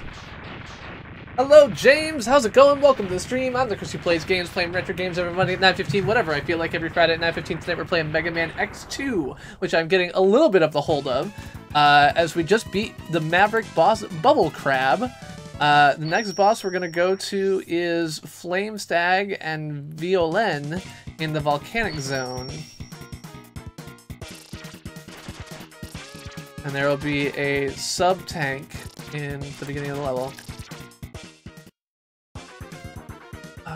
I mean, ugh. Current administration's such a fucking disaster, I know. It's just sad. It's sad. Alright. Volcanic Zone, is that what I just said? Yes, it is. Cool. Anyway, James, how are you today? How are you doing, my friend? And, are you a fan of retro games? Are you a fan of Mega Man? You want to argue about the EU or about politics? You want to talk about the use of Adobe Premiere to create beautiful videos? Oh, I should show you my video before I go on. All right, 1 second. Let me see if I can find this real quick. So I went to a local theme park not too long ago. Is this the right me? Yeah, that's the right me. Yeah. So I went to a local theme park not too long ago, and they had a, that's fine. And they had a motorcycle show, so like jumps and ramps and everything else like that. And so tonight in my premiere class, I went ahead and edited together a quick reel of all of the stuff from that. So this is going to be that. Right now, 36 is 1001, 1002, 1003. So yeah, so this is just me playing with my new camera, which I had not used a whole lot. I had kind of a tripod set up, but not really great, as you can see from some of the shakiness. I was trying to practice getting these guys within the frame of the camera. So this is just basically a quick cut of all of the jumps. And I'm gonna try and probably tomorrow put this whole thing to music. This is just with the sound from the background, which is really loud. And you can see they also have BMX folks there. I've also got some clips of the BMX stuff, but these were much more impressive. So they did do a couple of backflips. You know, you got Superman, you got, you know, the feet around the handlebars there. You get all these different jumps. So it's about a 20-minute show, and I recorded the vast majority of it. And this is kind of them going through and doing the different tricks, and me just kind of playing around with it. So you were mentioned on the stream, James? I don't know. I don't remember mentioning you, but I don't know who you are. Uh, so, unless you voted for Brexit. If you voted for Brexit, maybe I mentioned you. So who told you that you were mentioned? Guess that's the question. Yeah, I think you're in the wrong place, man. Don't know who you're talking about. Don't know what you're talking about. Whee! Anyway, yeah, so I'm going to try and put this to music. I'll find a clip in the YouTube audio library and just, you know, kind of line up. The biggest thing about cuts is that you really want to line up to a lot of... you want to line up to downbeats of the music. That's one of the things that I figured out. Wow, look at that jump.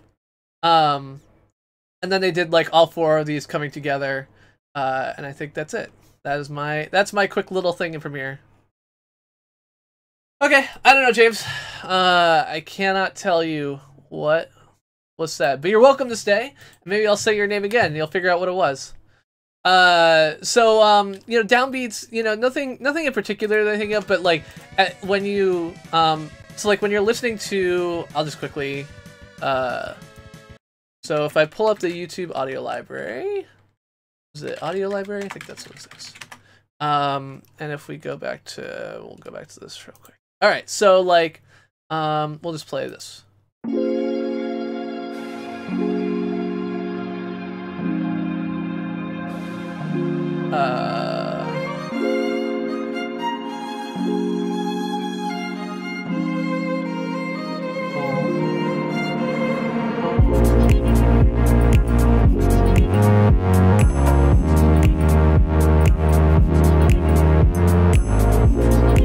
So that, you probably can't hear this, sorry.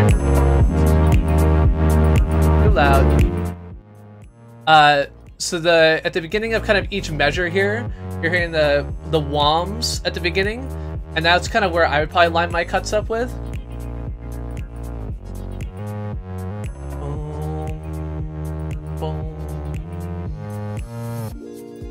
Yeah, so those kind of like, those 3-note trills is probably in this particular track what I would use.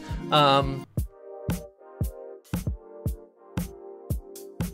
so here with a like a kind of steady drum beat, you'll hear kind of each 2 measures or so, you're kind of hearing like a different mix. So you can either edit like on the single measure or on the double measure, kind of do quick transitions on each of those. That's one of the things that if you take any of the like auto-generated, if you take any of the auto-generated, let's see, assistant. Any of the auto-generated movies that assistant generates. Huh. Real? What's that? Yeah, it's garbage. I don't have any of those handy at the moment, but if you take any of the auto-generated things that like Google Photos will do for you, those auto-generated clips are really good examples of doing music transitions. So that's one thing that I would recommend, is that if you go to, like, if you upload your photos into Google Photos, they'll do like the, you know, put all your clips together, your songs together and put it to music or whatever. That's one of the things I would look at as an example of what like good editing to music is, and that's kind of one of the things that I've been using to get a feel for it. So are you demonstrating video editing skills, or are you playing a game? Both. So Mrs. CPG is here, so we can say hello to Mrs. CPG. You gotta be... There you go. There you go. Hi, Mrs. CPG! Oh no, your iPad fell. Okay. It's been through a lot. Okay. Yeah, so the drone came. It's absolute garbage. It is a total shitburger. It is a drone. It is a drone. It's true. You were expecting a t-shirt. I was expecting nothing. That was my default expectation. My default expectation was I needed to use a bogus credit card because what this website actually was a credit card stealing factory. And it is not that. But the picture, it may be. The picture they put on the website was of this. I think that you can agree that these two things are not the same. Well, do you want to send a present here? No, it's garbage. I won't. It's Your gonna. Father would never go. The only thing you can use it with. Why is there a power button? Okay. Yeah. Isn't calling her Mrs. CPG a squirrel thing? No, you can call someone a Mrs. or a ma'am or a woman when they are a woman. You just don't use gender neutral terms. Oh, because Chris plays game. Yeah, it's just a habit. I mean, the reality is. But yes, the general squirrel. I also use his name. The general. That's true. She does. The squirrel thing is more for the cases where you're referring to a group. If you're referring to a mixed gender group, you should use a gender neutral term. Folks, people, friends, comrades. Yes. Yeah. So in order to use this drone, I have to install an app. The app, of course, is made by this Chinese manufacturer. And oh yeah, that sounds reliable. I explained that I did not plan to fly this drone because installing the app on my phone was not a thing that was going to be happening. Tony did point out that I do have hi, Tony. Another phone, so... How is your wonderful brother? How is my wonderful brother? I don't know. How's my wonderful brother? What's that? He's still around? He's got a toddler on his hands. I honestly don't know.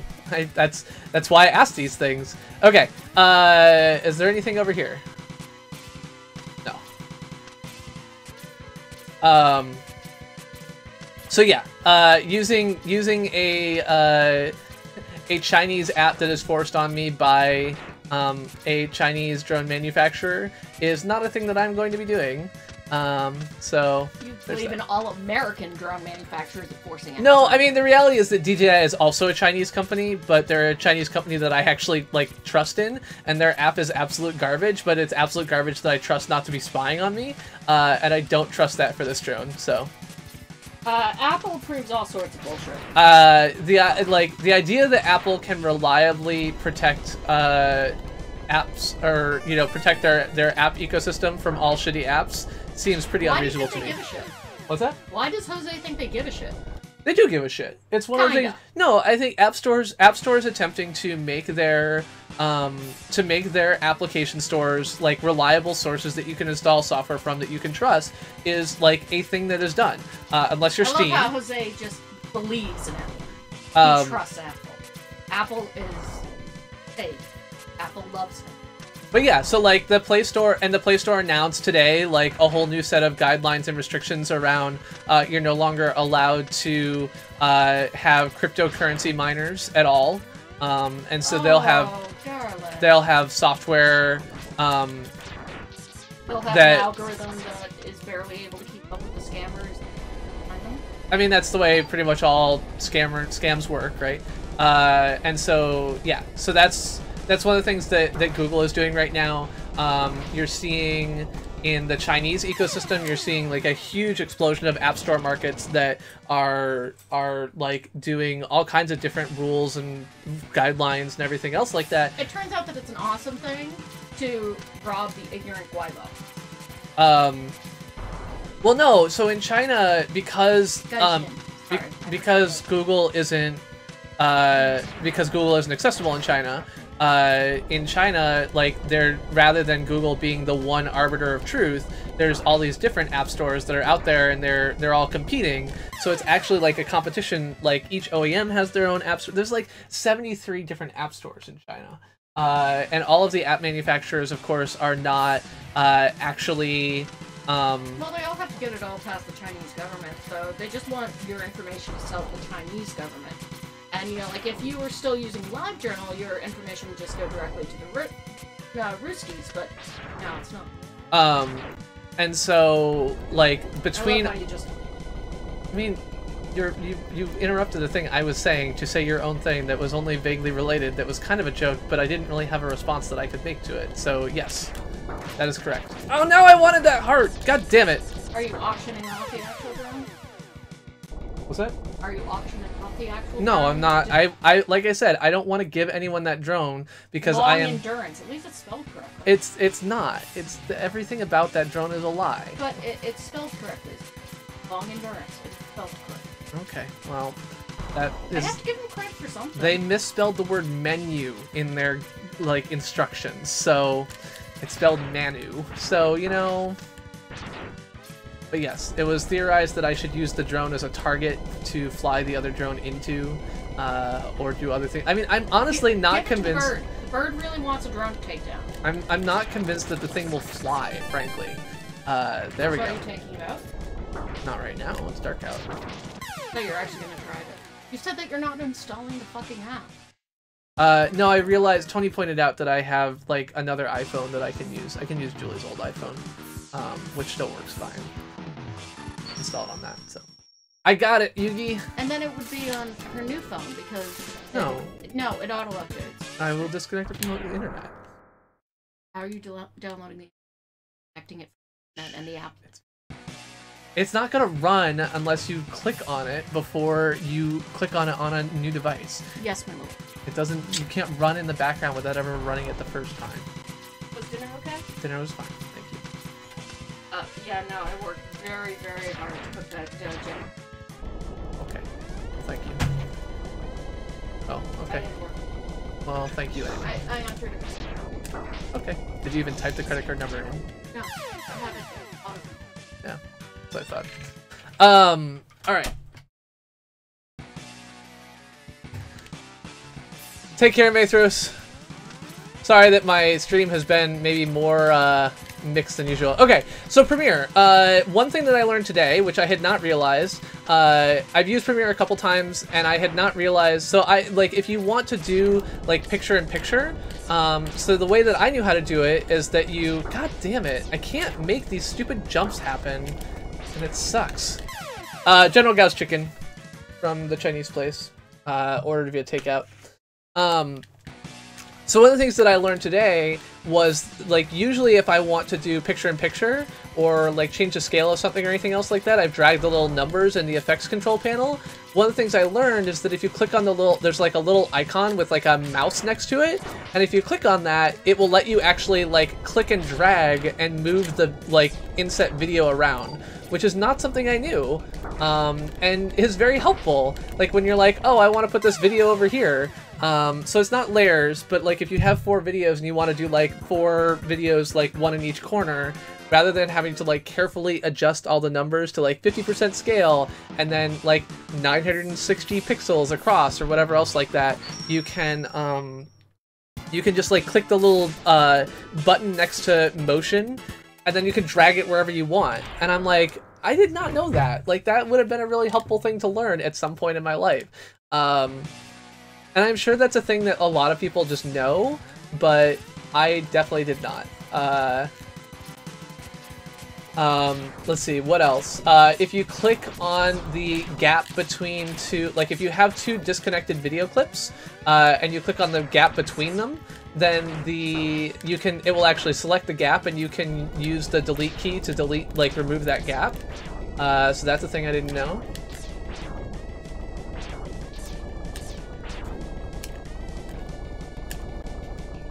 There we go.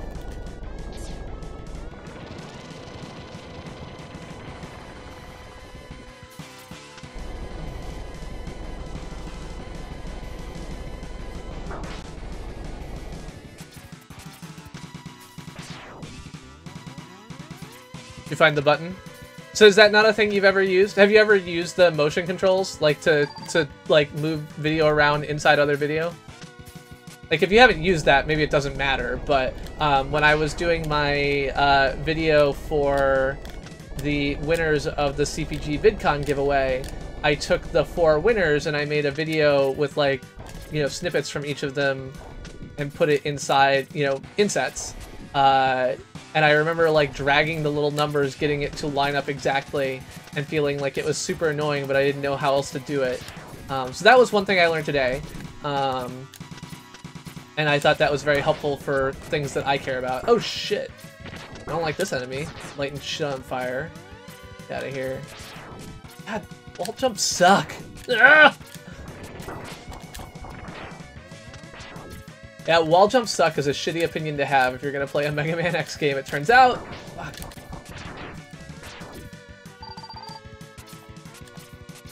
Or rather, you can have that opinion, but you better be prepared to deal with it. Ha! Success! Okay, so somewhere in this level is some stuff that I should pick up. I got the heart, right?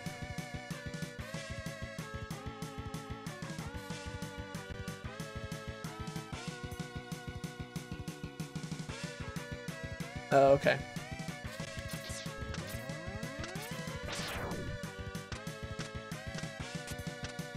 I missed the sub-tank, but it's alright.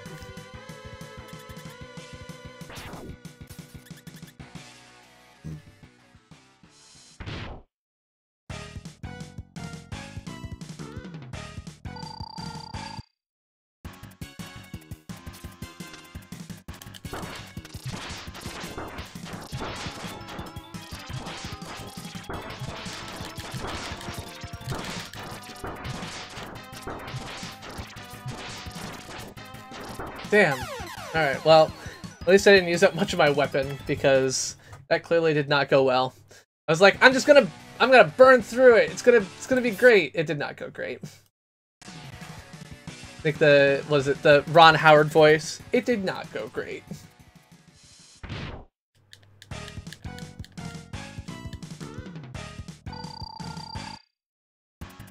Other than that, a lot of it has just been like practicing, so like swapping back and forth between select and cut tools, you know, doing things like, what? Why can I not? Oh, there we go.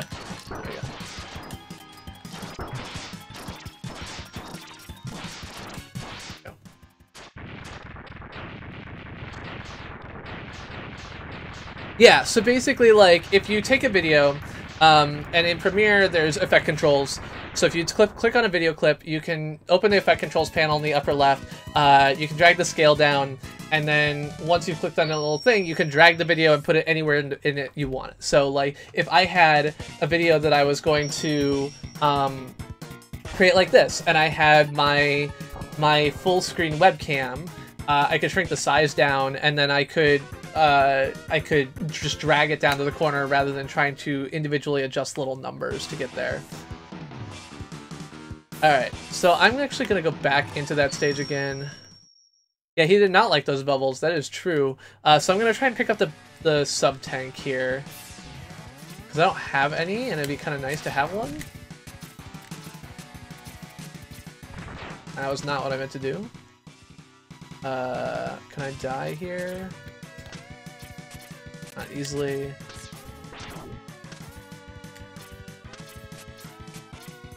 Got it.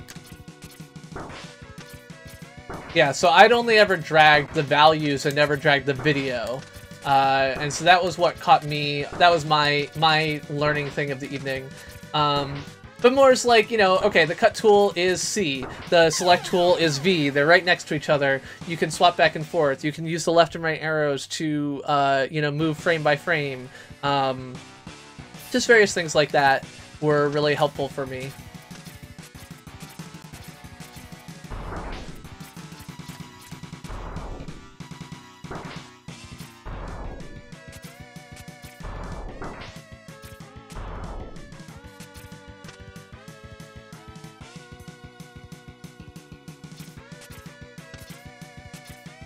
Yes. Okay. Alright. So I got one sub-tank now, which is good.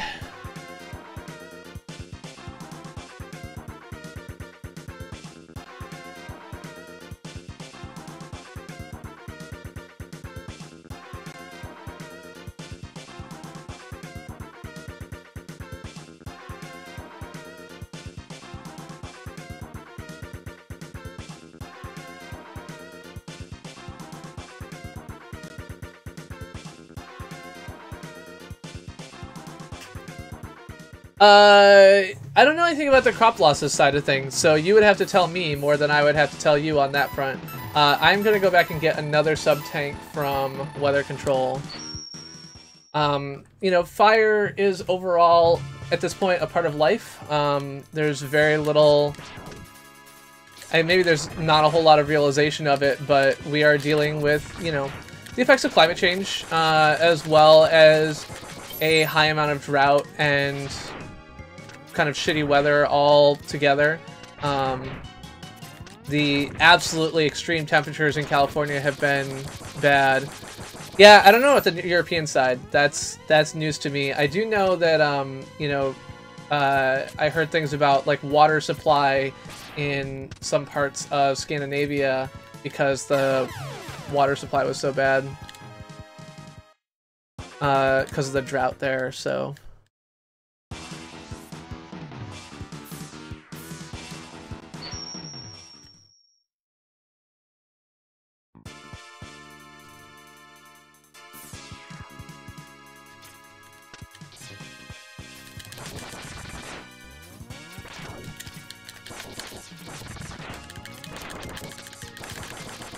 Yeah, and I will say that, like, the top 10 worst blah blah blah are, you know, based in part on, you know, our records are not perfect or huge, but, you know, it's not like we have thousands of years of evidence here, but it's pretty bad. Ah! Need to get up there. Ah! Need to get up there and stay up there.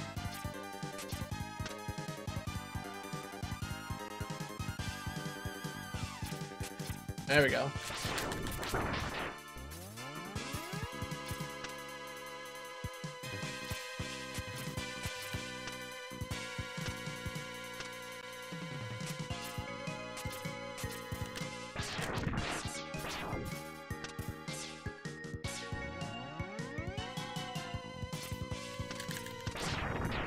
Now they're eating. Cool. Oh, so sub-tanks are only filled by me killing things. Okay.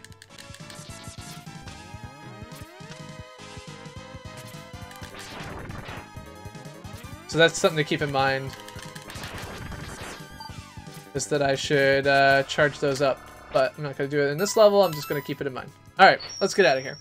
Okay. So now we got 2 sub-tanks. Let's go to Morph Moth, which is the robot junkyard. Yeah, sub-tanks are permanent. They're not full all the time, but they are permanent. And they can be recharged by grinding out stuff, I guess.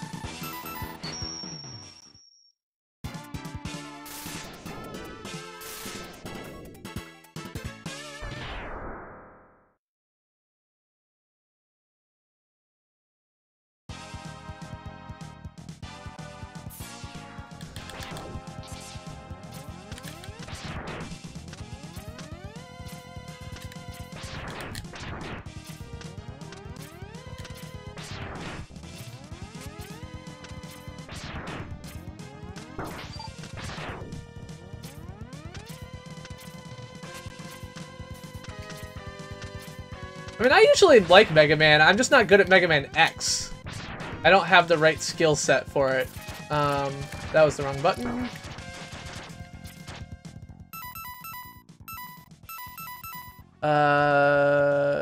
Crystal Hunter. I don't think I fought Crystal Snail yet, did I? No, I did not. Okay. Body upgrade.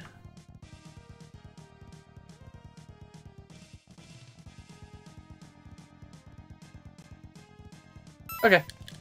Anyway, hello, almighty, welcome to the stream. How is it going, my friend? Happy to have you here. Happy Monday. Happy Monday, my friend.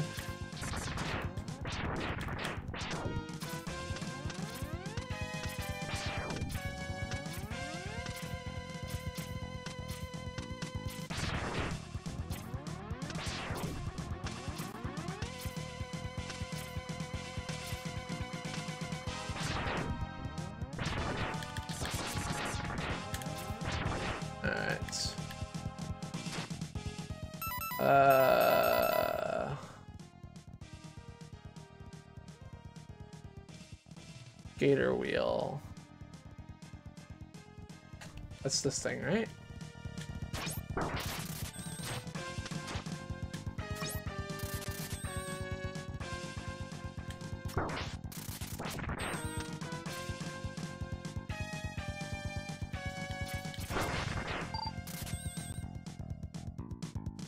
Huh. Ah, there we go.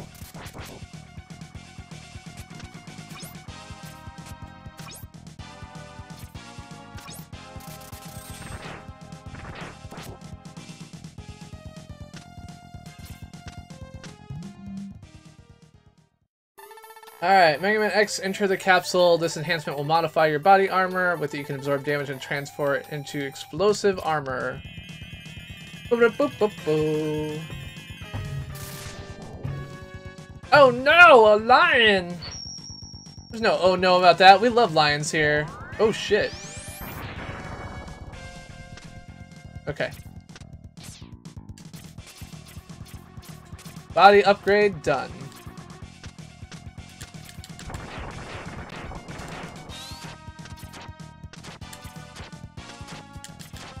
Okay, have to take more damage first. Don't care. Get out of here. Hello, Jess. Welcome. Man, I guess you were here in the other form before. So there's an item you can get from Crystal Snail that's like a radar item, and it will allow you to see through and find secrets. So I think that is how you would find it if you were not a cheating cheater like me. Only in Kenya.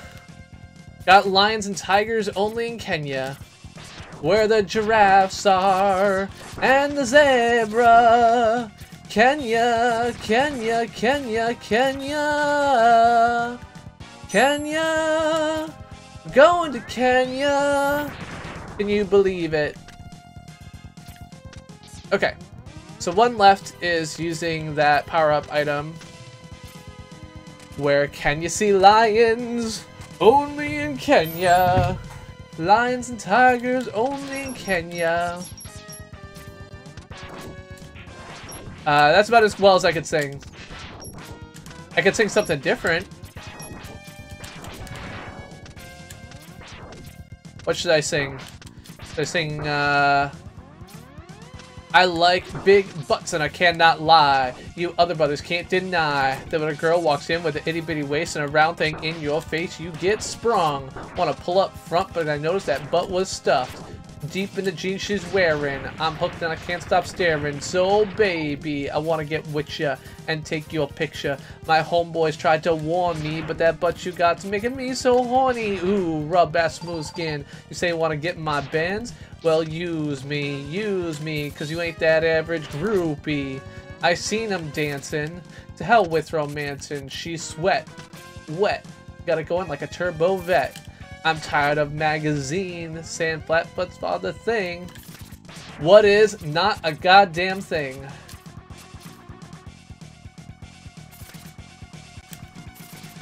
No, I want to get those stupid tanks and fill up my sub-tank. Alright.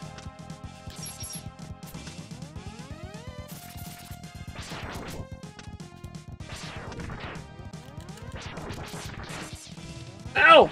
God damn it. I gotta kill them all over again.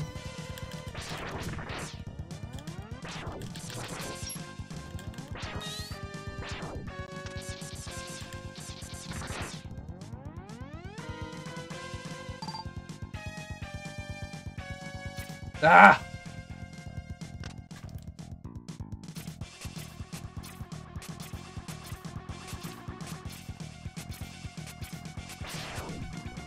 Got it. Just gotta do it again.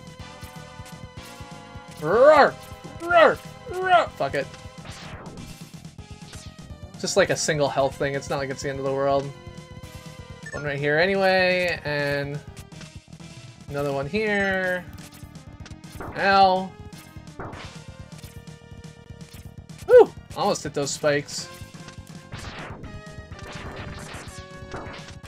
Oh, the gravity changes. I was like, what the fuck? Why am I, like, not able to jump? It's because the gravity's different. Okay. Yeah, so in this part of the level, the gravity is going up, and so I can jump higher. But when it goes the other way, I can't jump higher. Makes sense.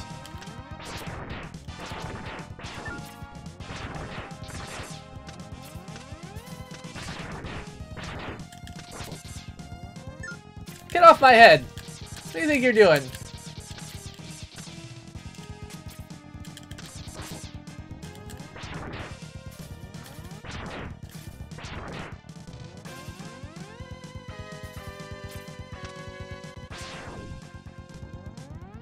Uh-oh. Bad guy.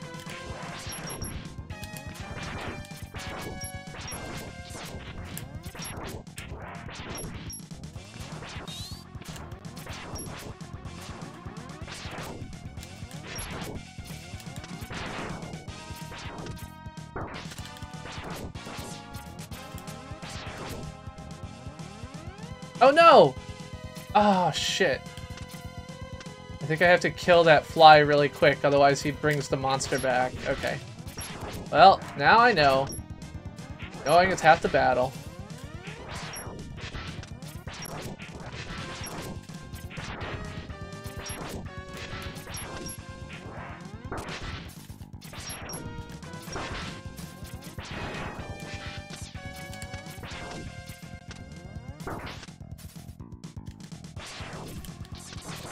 Ah!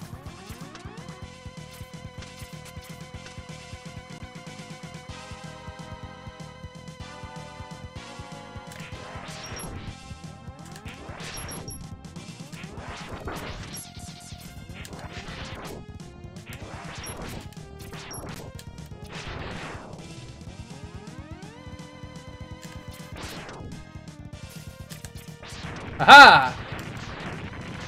Take that, you stupid bug. Alright, cool. Whew.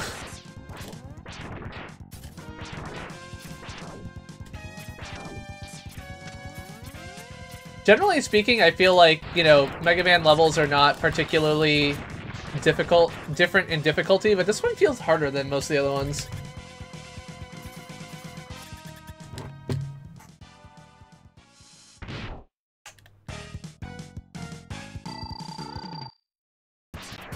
Let's see.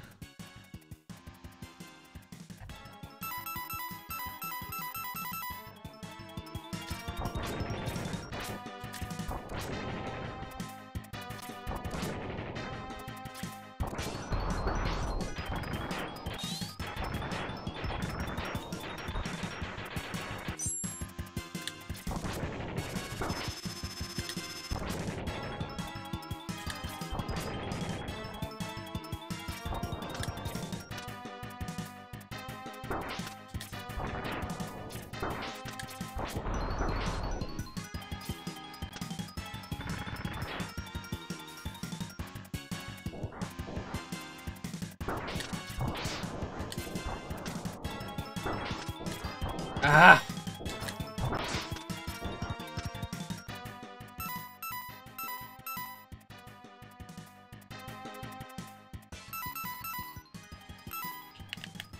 How do I... There we go.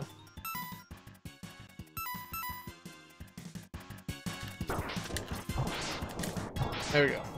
Alright, cool. Yeah, so the sub-tanks don't... I think it takes 2 sub-tanks to fully refill your life, but...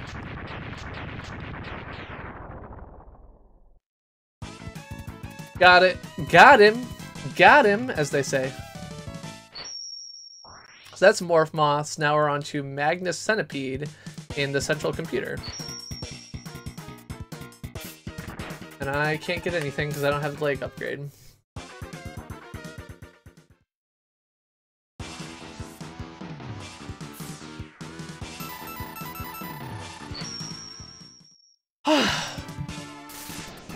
Alright, so I actually never pulled up my notes for tonight, I just realized.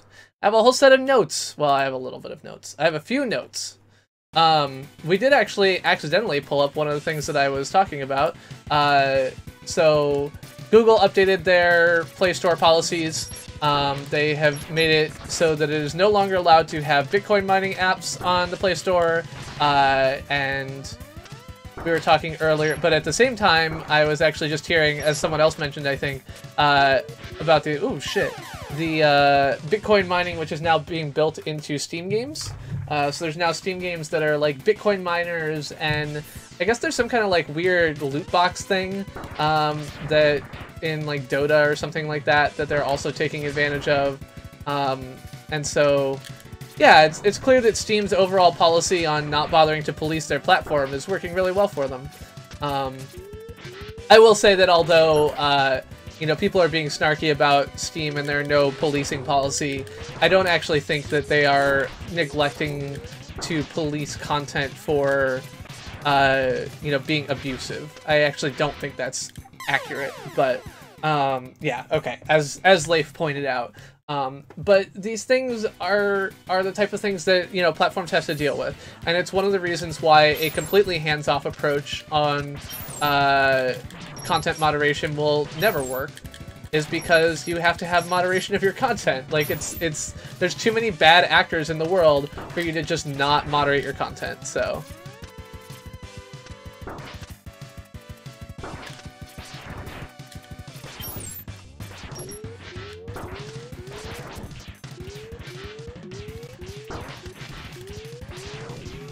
I don't know, all the Californians I enjoy don't seem to get along with Californians, so I assume that it would be okay if we didn't either.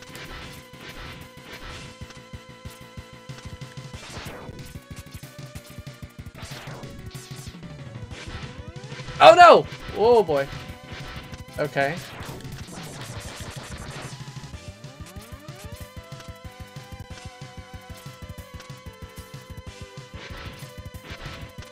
Uh.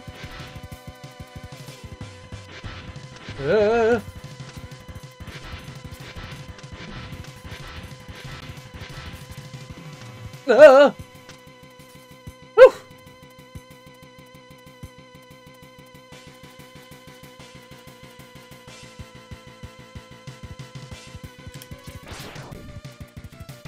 It seems really unlikely I'm gonna end up in California that way.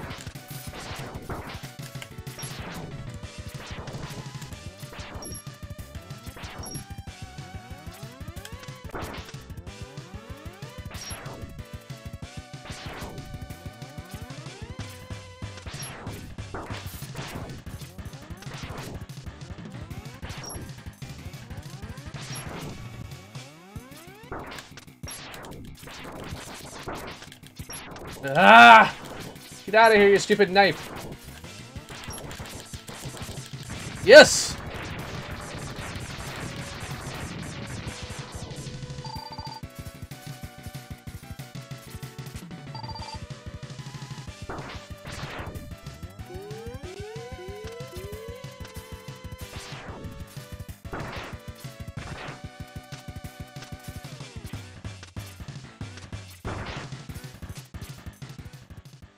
Uh-oh. I don't know what's going on here.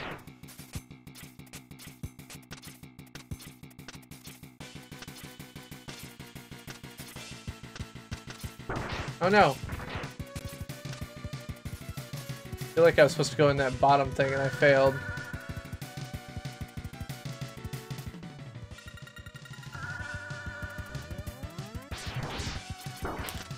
I think just that oftentimes you have a perception of the things that you experience being the norm that is perhaps not as true as you might think. There are plenty of people on the East Coast who don't tip 25%. I would actually say that New York City is one of the places where I would expect more of that, not less of that. But yeah, so it turns out that just policing large online platforms is hard, and this applies when you have to invest in content as much as anywhere else. It's one of the reasons that Steam actually went to a process where at least you had to pay for access, but then of course Steam took the much more, hands-off approach to their overall content moderation stuff, and it's really frustrating.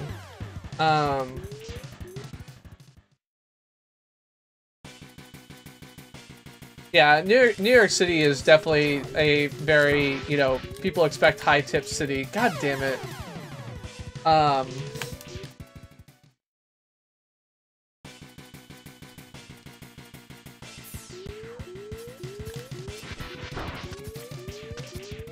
Oh god.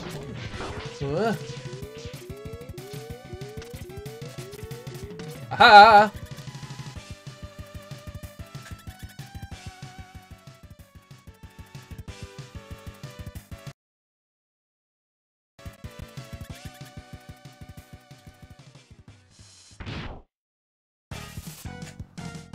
Assume that I should use the silk whatever for this one. Silk shot.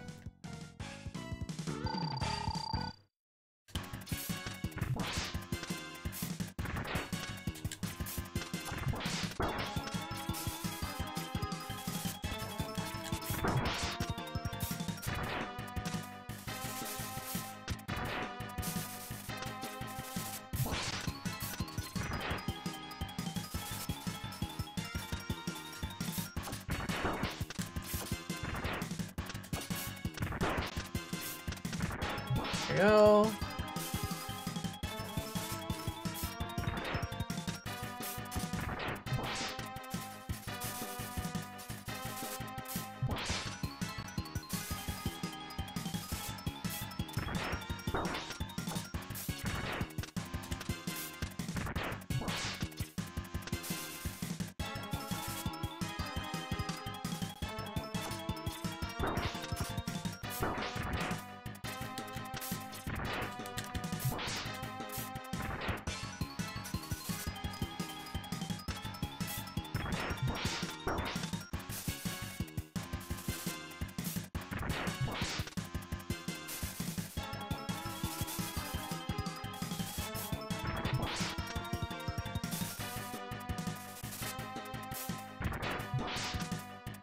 I mean, it seems like every place is infested with the people of that place. This shouldn't be that much of a shock, right?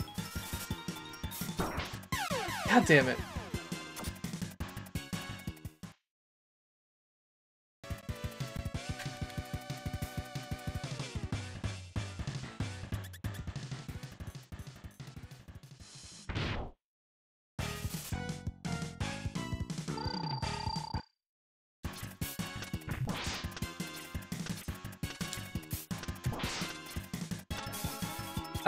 I've got rhythm, I've got dancing, I've got an enemy I do not know how to beat.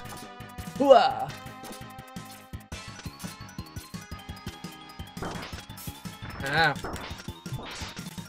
I will get you, you bad enemy. I will kill you with my...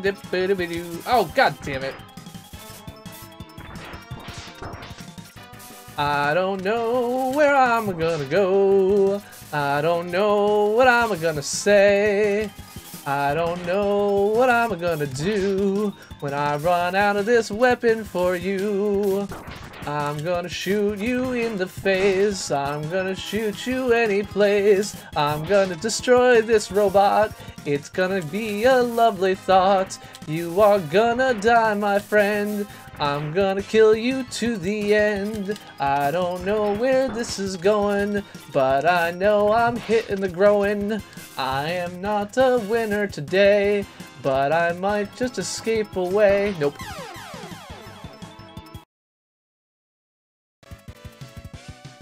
My DDR skills were impressive. It's not my fault that none of the girls wanted to, you know, something. I don't know. It was not like I was somehow thinking that DDR was going to get me laid. I was not.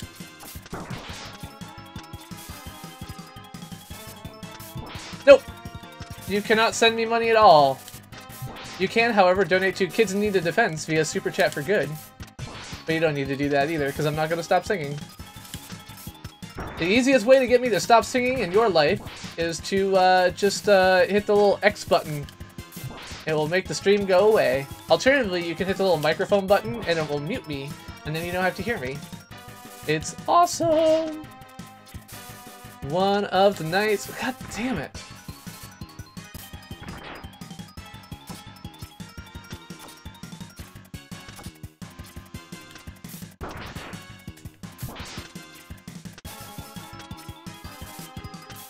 Yep. Because immigration court is an administrative proceeding, and therefore it does not have the protections of a criminal court. Now, why is it that we think that that's appropriate? Good question. There is no answer to that. Ugh!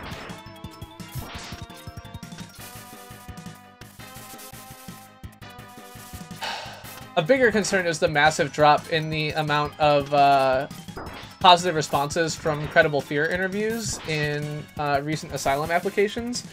So as of 6 months ago, about 40% of applicants were getting passed by their credible fear interview, and now it is down to 12%, which is the lowest it's been in about 4 years. Not great.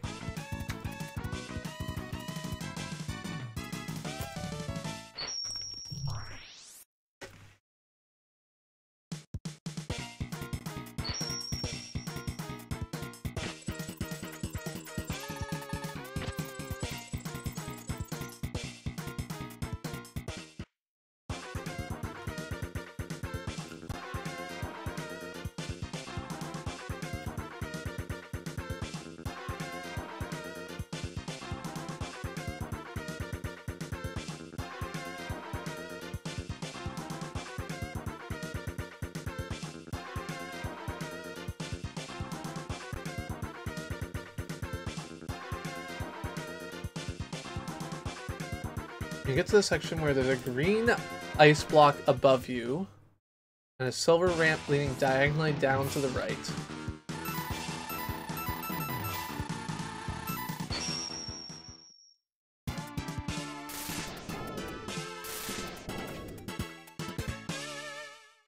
I mean, I think San Francisco was good a decade ago. I think that right now the housing price situation is ridiculous, and it is hard for me to see it as being very effective as a result.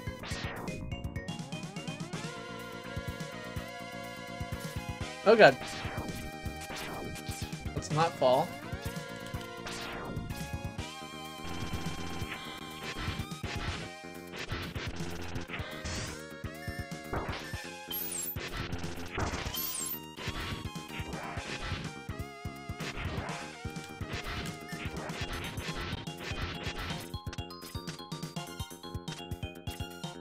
Okay.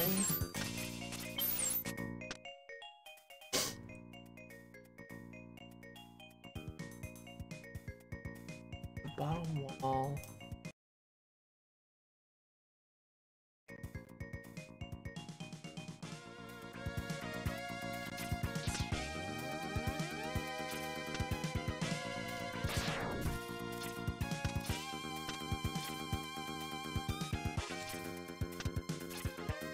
Oops, spikes.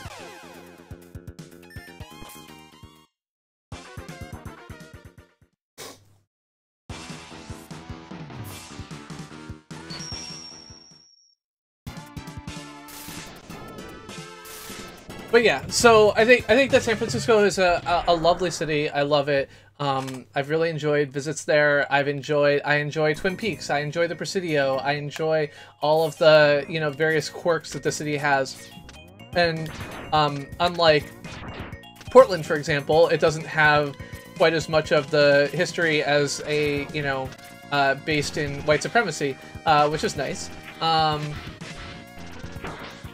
So overall, like, I really enjoy San Francisco.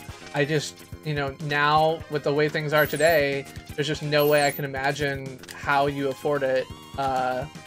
It's really, really hard. And it's not like I'm the first person to suggest this, like, people know that, but...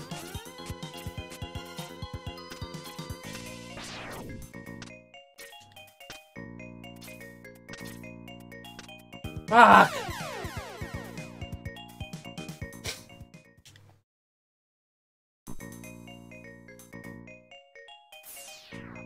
I mean, but you make about the same amount of money, and at least working for Google, you make about the same amount of money in Boston as you would in San Francisco.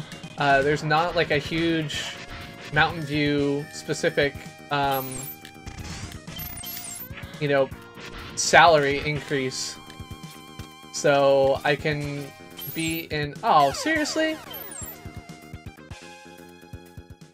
Yeah, so Boston and Mountain View in Google's, at least based on the comparisons that I've seen from the pay comparison spreadsheet inside Google, Mountain View and Boston have the same price range. They're both in the, like, New York, Boston, and San Francisco are all paid in the same price bracket. And so you get paid the same in any of them. And it's definitely, like, not that staying in Boston is cheap, but it's definitely not as expensive as San Francisco. Yeah, literally empty like rundown shacks on empty lots get sold for $1 million in Palo Alto.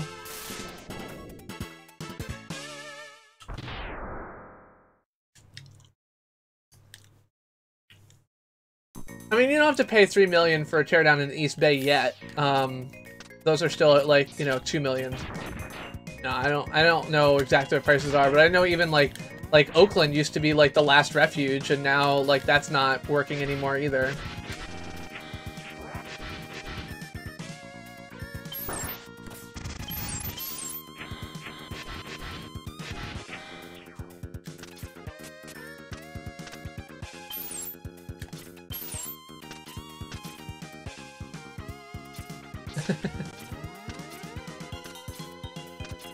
I don't know how to crack through these things, but I feel like I should be able to.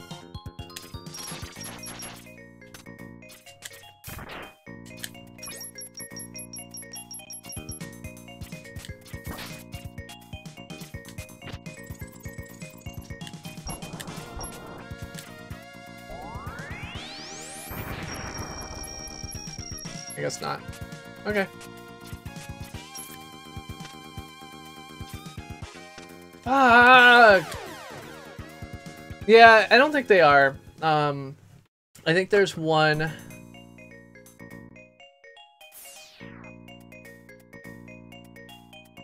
I think the sliding block that I go past, there's one gonna be like that, only it's gonna be going the other direction.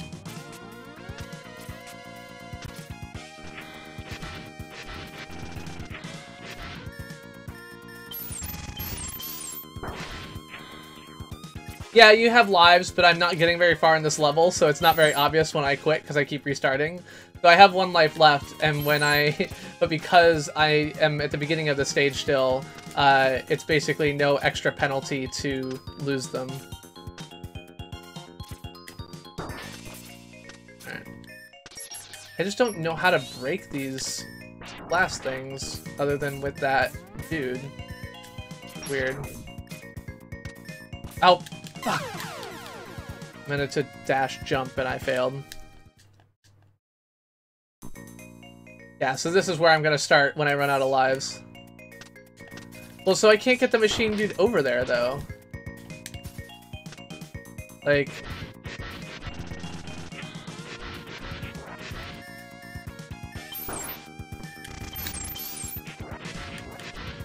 See, like...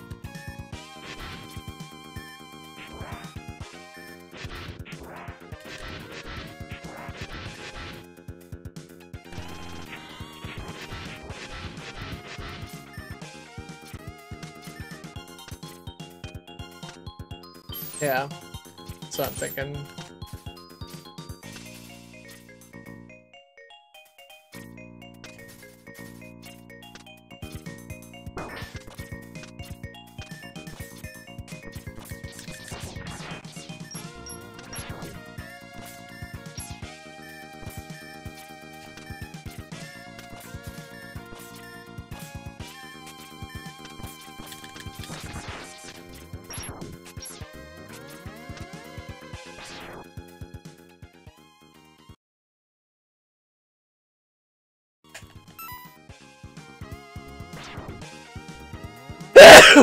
Excuse me.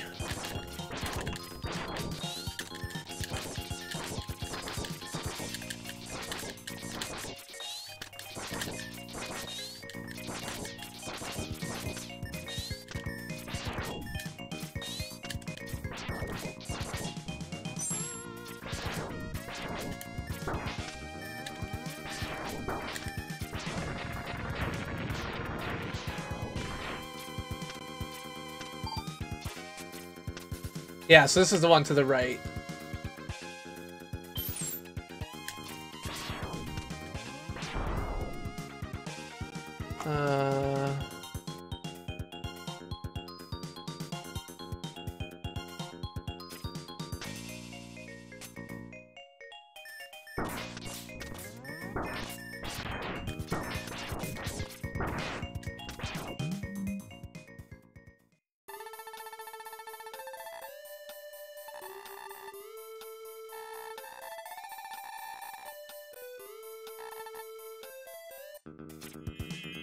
Yeah, so this is the radar item. The radar item allows you to see secrets.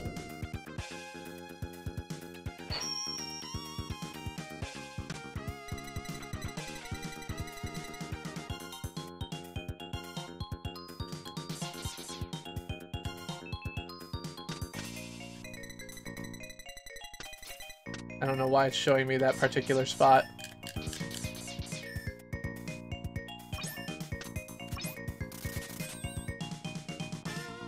Nor do I know how to get that extra life.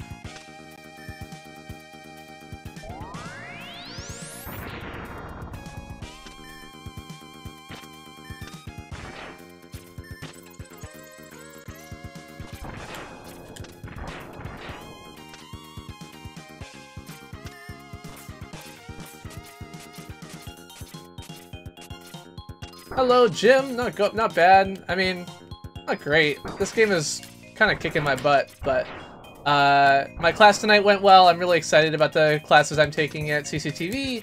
I'm excited about my documentary filmmaking class. I'm excited about my Premiere class. I'm also excited about the color grading class I'm going to take. I've convinced Mrs. CPG to go with me to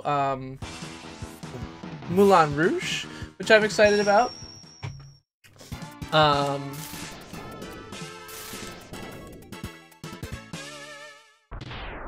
So Moulin Rouge is a musical that's heading to Broadway soon, but it's currently playing in Boston.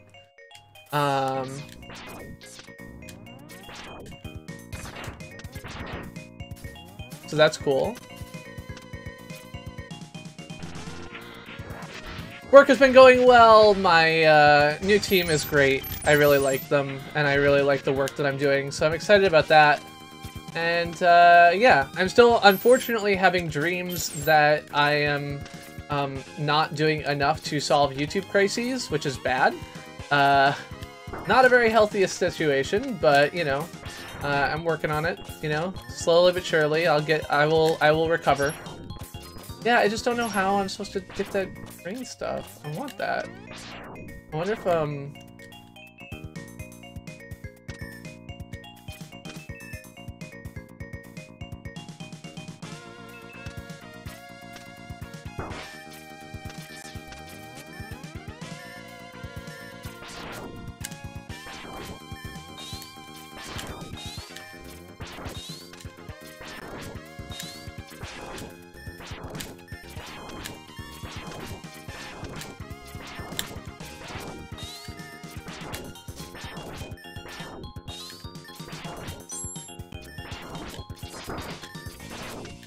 what do you mean my new team isn't there?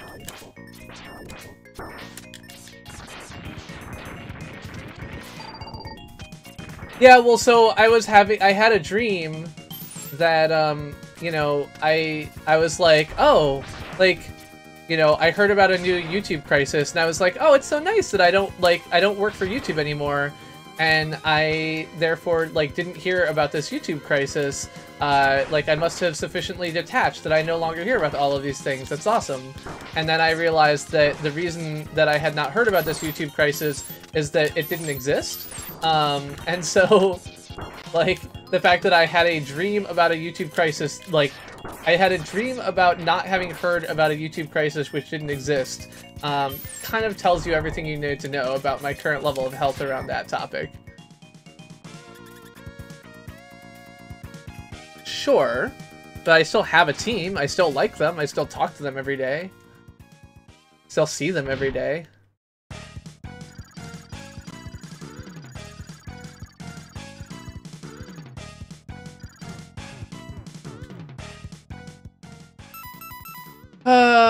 Magnet mine.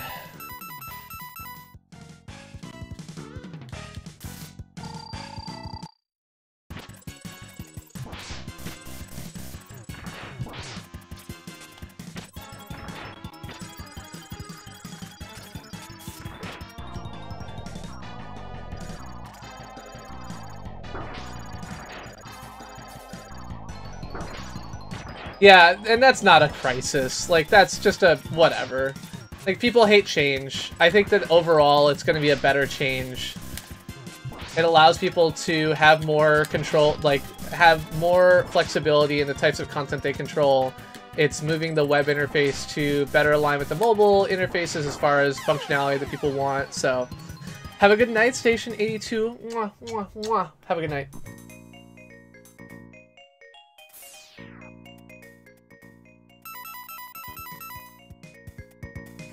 But yeah, no, so I see my team every day because we're all on video chat together all day. So, you know, I see Julia in the morning, and then Will and everybody else when they come in.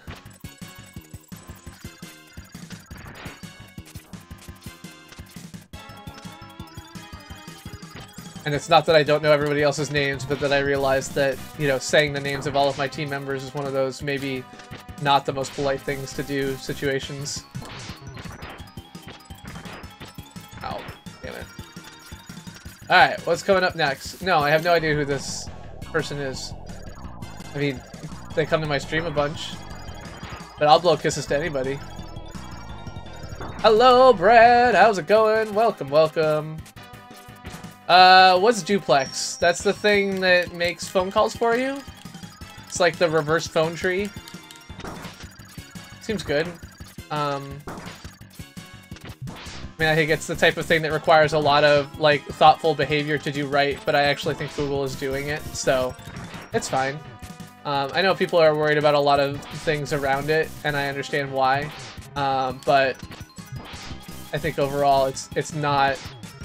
I think overall people, like, see new technology that Google's investing in, and they think they think that Google hasn't thought about it at all, when in fact Google has put a lot of thought into it. I know that we can all point to decisions that Google has made that we don't agree with, but the reality is part of the reason for that is that Google makes so many goddamn decisions. There's always something people get upset about, so...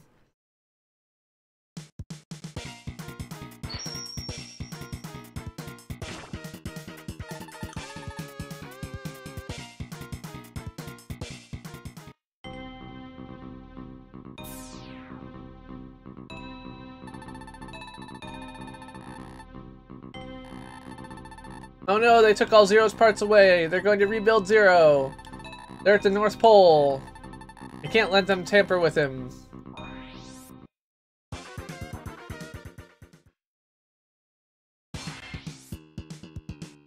Alright, so let's go back to Overdrive Ostrich, and let's try and pick up this leg upgrade.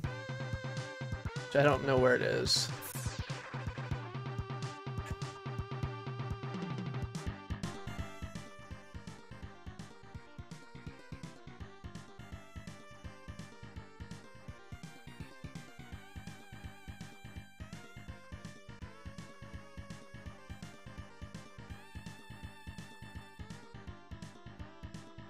Okay. At the to the right of the ladder, down a dirt wall, you can see something your saw can mine through. Okay.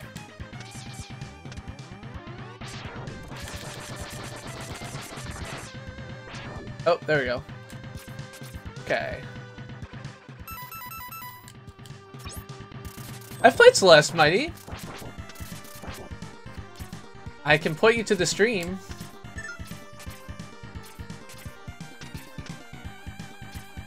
What?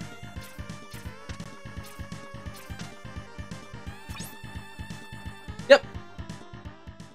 1,000 deaths.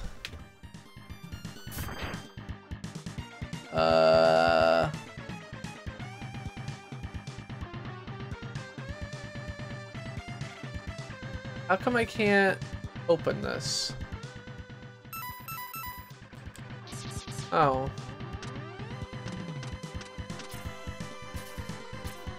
I collected like 18 strawberries. I don't do collectionism. It's rule number 14 of CPG. So how do I fight Violain? Is that like not a thing? Am I confused? Because this is what my instructions say.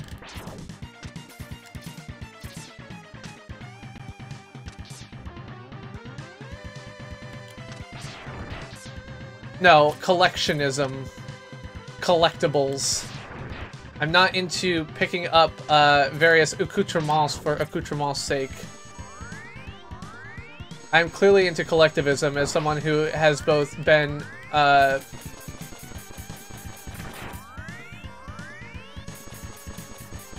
But yeah, I mean, I didn't get many strawberries. That's why, you know, it's a very different number than what other people got.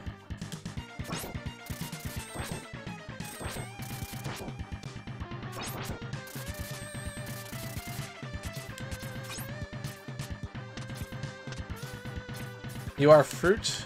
Okay. Oh. Okay. Alright, so I screwed up. Awesome. Cool. Whatever. Alright, let's just do it. Let's see. What time is it? 11:46? We have 2 X levels? Okay, this is the North Pole one. Yeah, he got like 700 subs off of that Taiwanese, or not Taiwanese, Thai... Oh, South Korean. That's right. The South Korean streamer who he met who's huge, huge, huge in South Korea, included him in her video, and he got a bunch of subs off of that.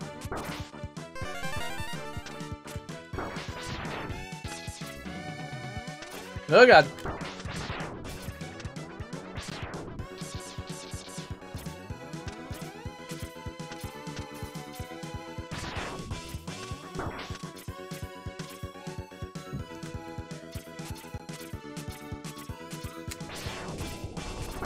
Oh, seriously? God damn it. Anyway, yeah, so I ended up with 1,000 deaths. I think it was actually like, it was like 980.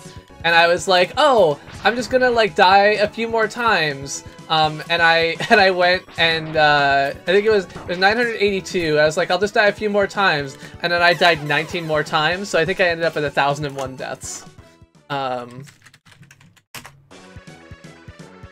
Let's see, Celeste. Yeah, so I played it back in May. And how did I end it up?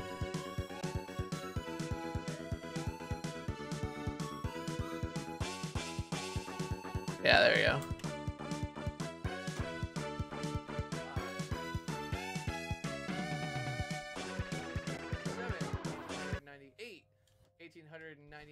Oh, it was 1,800. I'm sorry. I was 1,900 deaths. So you were definitely much better than I was with my 14 strawberries. Yes. And so I ended up with 1,901 deaths. I was wrong. I wasn't lying. I was just wrong. I misremembered. Now I gotta die 99 more times to fix that.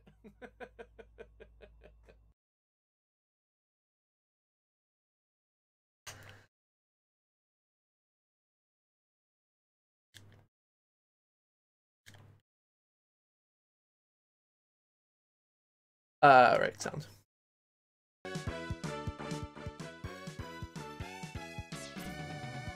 I think there was one strawberry on my pie, wasn't there? I don't know.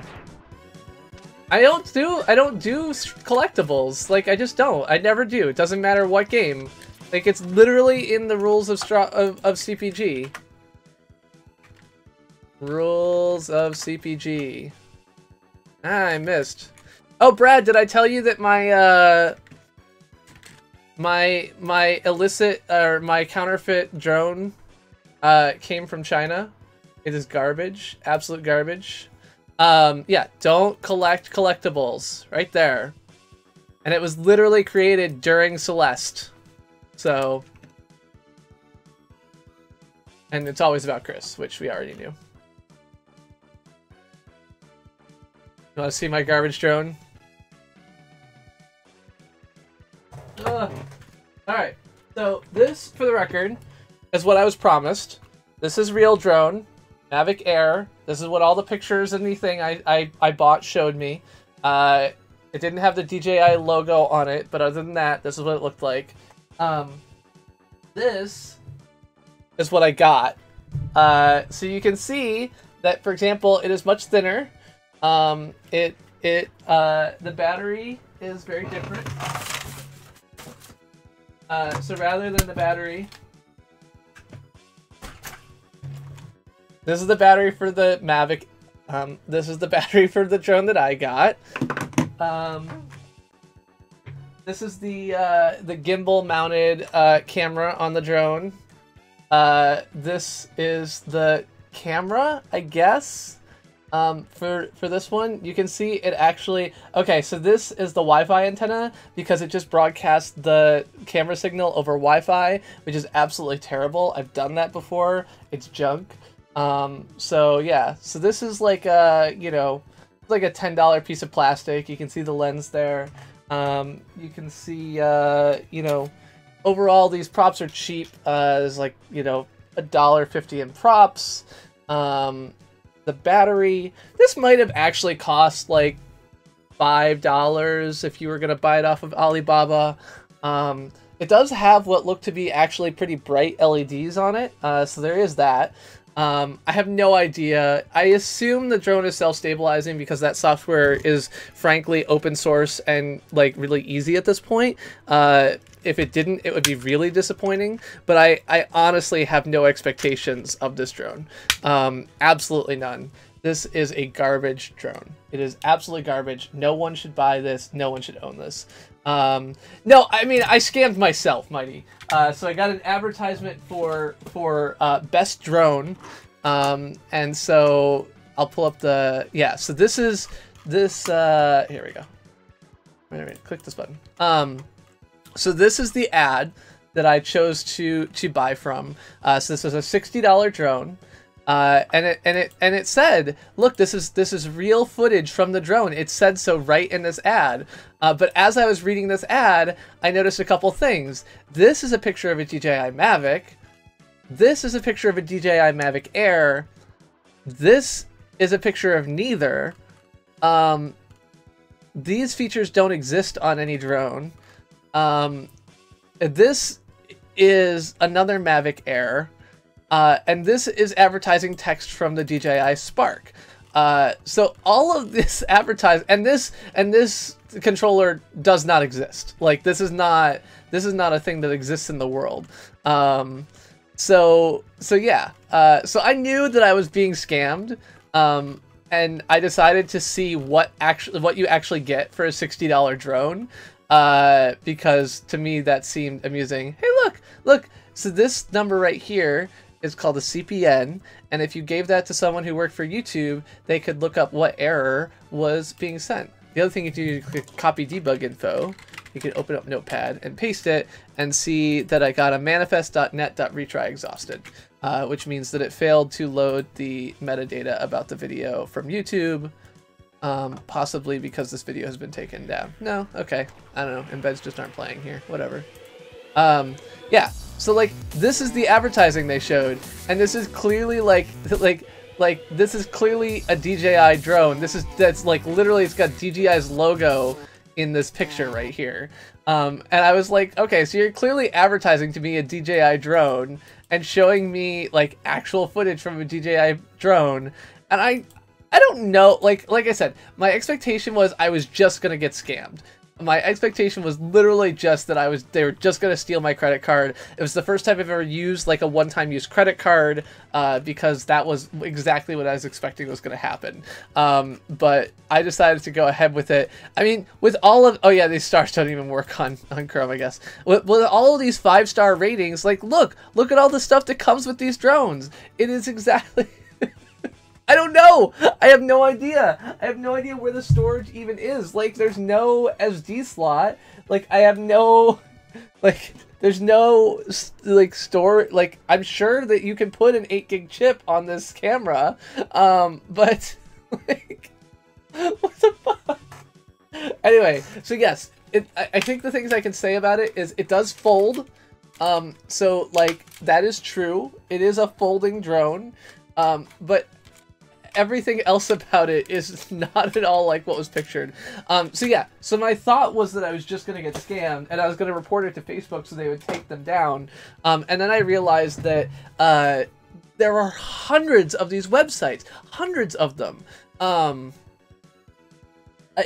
was shocked. Oh yeah, so the other thing is that like even well, I guess it's just a different color, but yeah, so like the box came and was like totally smashed because of course it came from China.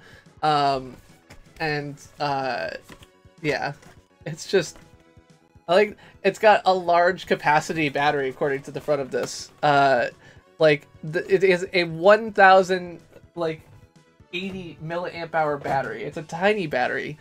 On the packaging itself, I think it's pretty clean. Keep the small parts of the product away from kids in case of choking accident. That's not really English, but if another infrared device is using the same channel, infrared should be wireless. Please change to another place. Replace the new batteries when the product function impairs. Yeah, no, I got some Chinglish here. Yeah. I don't know if that's that's probably not readable. But yes, throw the packaging material in the dustbin. Don't use or leave the product near a heat source such as a fire or heater. When immerse the battery in water, please full clean and dry it with cloth. Take out the batteries after use. So, yeah, so there's some. It's head free. It also has altitude holding. Yeah, I'm gonna guess it does not even have GPS. Which is a shame, because literally, like, a GPS is like $2. But that would cut into their profit margin by like 73% on this thing, so whatever. Yeah, I also got the operation manual. Oh yeah, so in order to use it, I have to get an app, which of course is a like shitty Chinese app. And I'm like, yeah, there's no fucking way I'm installing that shitty Chinese app on my phone. Like, that is not happening, because I enjoy having a phone, and I enjoy not handing over all of the information on my phone to whoever would get it. Well, I do have, I was pointing out that I do actually have an iPhone that I could factory reset and like make a new iTunes account and log into, and that would probably be fine. Which is probably what I will do, because I do actually want to make a video with it. And just show the difference. I want to see if I can somehow actually record from the like video from it, just to show the difference between whatever the fuck this is and a real drone. Yeah, exactly. You have the right idea, Brad. I have the same idea.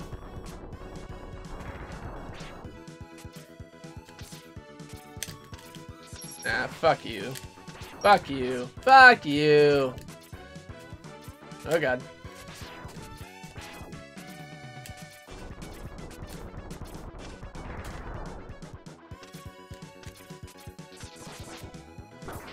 Oh.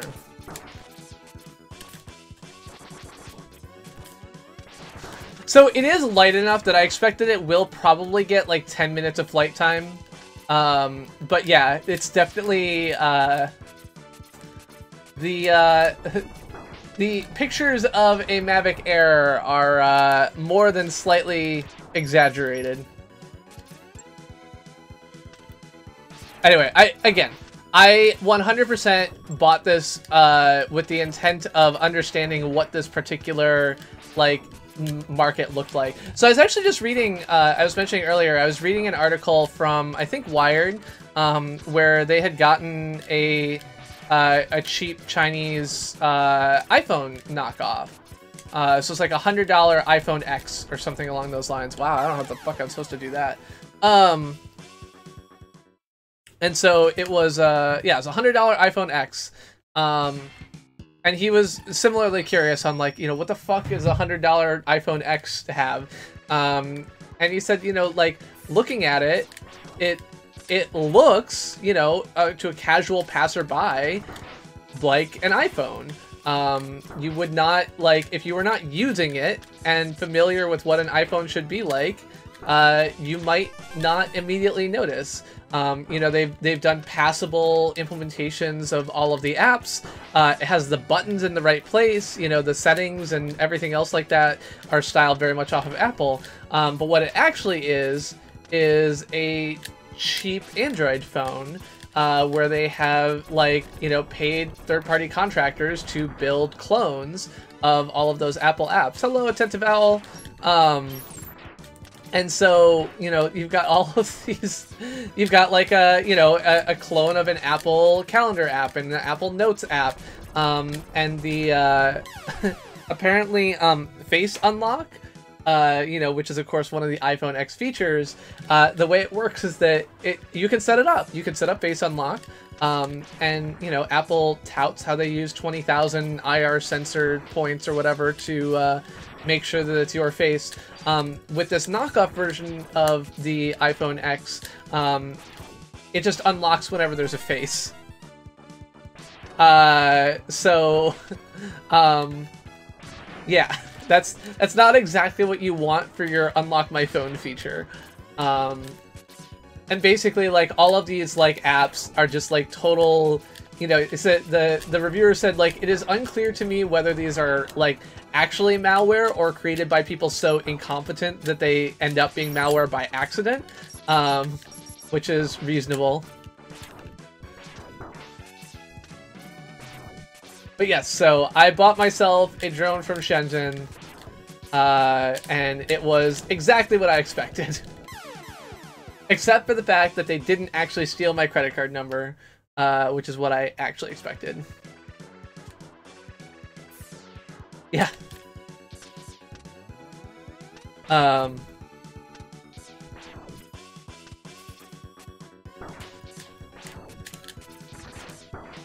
Leave me alone, I want that extra life. Get away.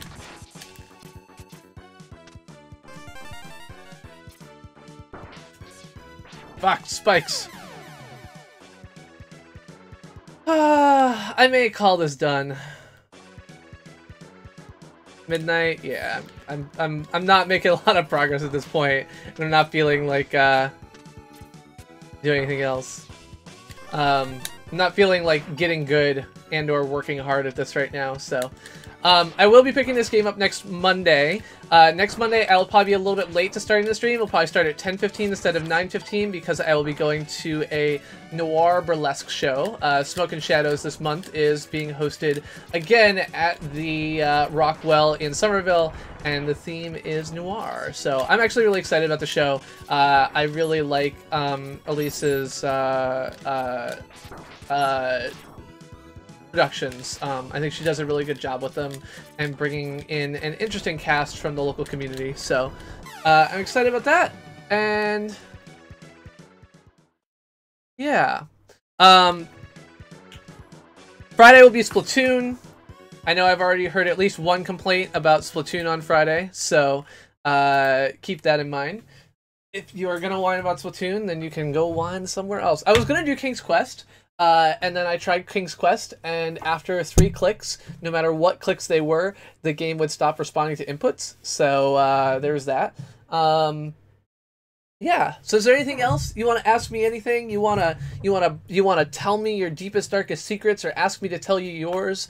You want to look at, you know, again, we could watch my my beautiful video that I made of bikes jumping off of jumps in my class.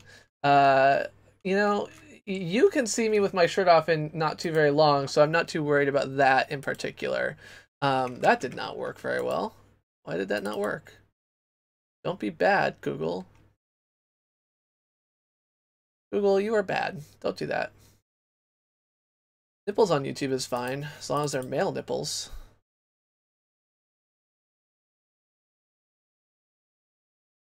Yeah, so this is what I did with my premiere time today, not with my big face over it, but was taking these videos, like I had like 15 minutes of video from my trip to Canopy Lake, and so I took all of the clips of the motorcycles and put them together. So this was a lot of, for me, just practice cutting, clipping, and putting things together in Premiere, so. I am none of these bikers. I am just the photographer.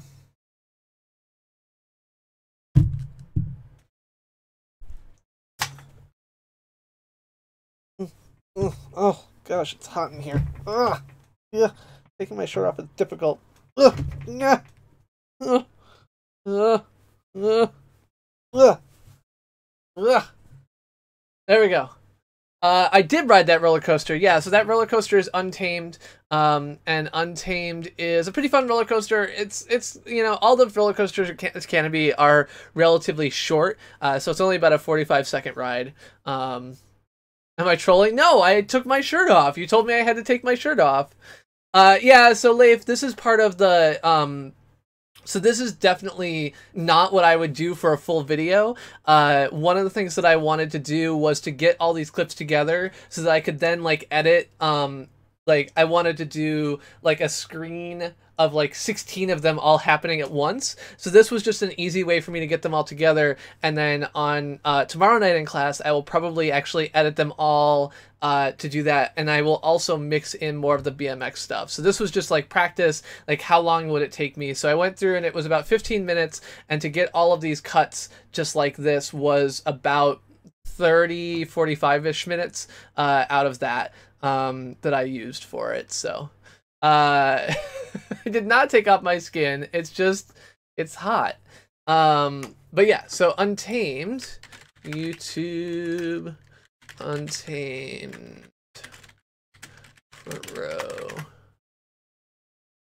Yeah, so this is, nope. God damn it. Oh, wait, no. Okay. You've just got a really terrible intro. Fine. You. I like that this guy clearly has used, like... whenever you see words, like, move around like that, it means that someone has used, like, image stabilization after adding their titles. But yeah, so Untamed has this kind of neat, you know, negative drop. Goes right into a loop. And then there's a pretty neat twisting thing. It's not it's a single car ride, so there's not like a train that goes along with it. And so yeah. Oh god, this video is gross. Let's see if there's another. Yeah.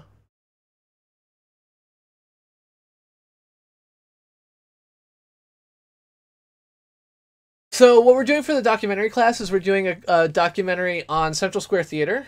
Central Square Theater is a theater space that was built in 2007. It was built out of two or three theater companies that have existed around Cambridge since the 1970s and 80s, and they finally were able to get together. What the fuck? Oh, okay, it's just sky. All right, sorry. I freaked out. Closed my eyes for a second and the screen was all white.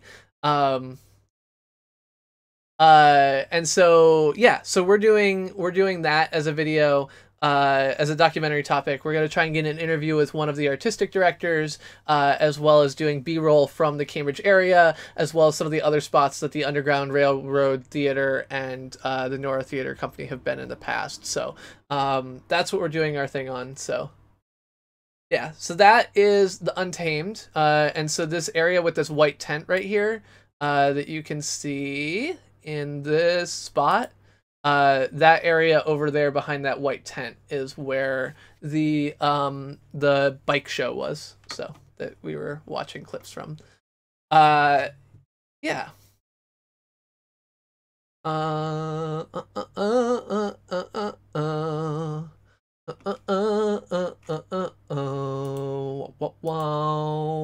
Wow. Anyway, so yeah, so we have a topic picked out for our documentary, and I am looking forward to that. The class it seems like it's pretty good. We got 7 people in our documentary class. We had like 3 late signups because it was going to be 4, and now it's 7. 7's a bit much. I think 4 or 5 would have worked out better. But it's cool. It's fine. Yeah. Other than that, I think I'm done. So again, I will be back. I will be starting late next Monday, this Friday, Splatoon, and unless I change my mind, which may still happen, and I will, you know, keep you all informed on the lovely comings and goings of my life. Tune in if you want to chat in between streams, always to Discord. Follow me on Twitter or other things like that. I like having you all around, and yeah, I can do that. What was it? It was a hat in time or something like that? I don't remember. So I'll be in my bunk is the phrase that people use for what you were describing. A hat in time. Maybe I'll play a hat in time. Do I know who you are, Ruiz? No, I don't know who you are. Sorry. I probably have seen you before, but I don't know anything. So, it's lovely to see all of you. I hope you have A lovely night. Yeah, that's it. I'll see you later. Bye.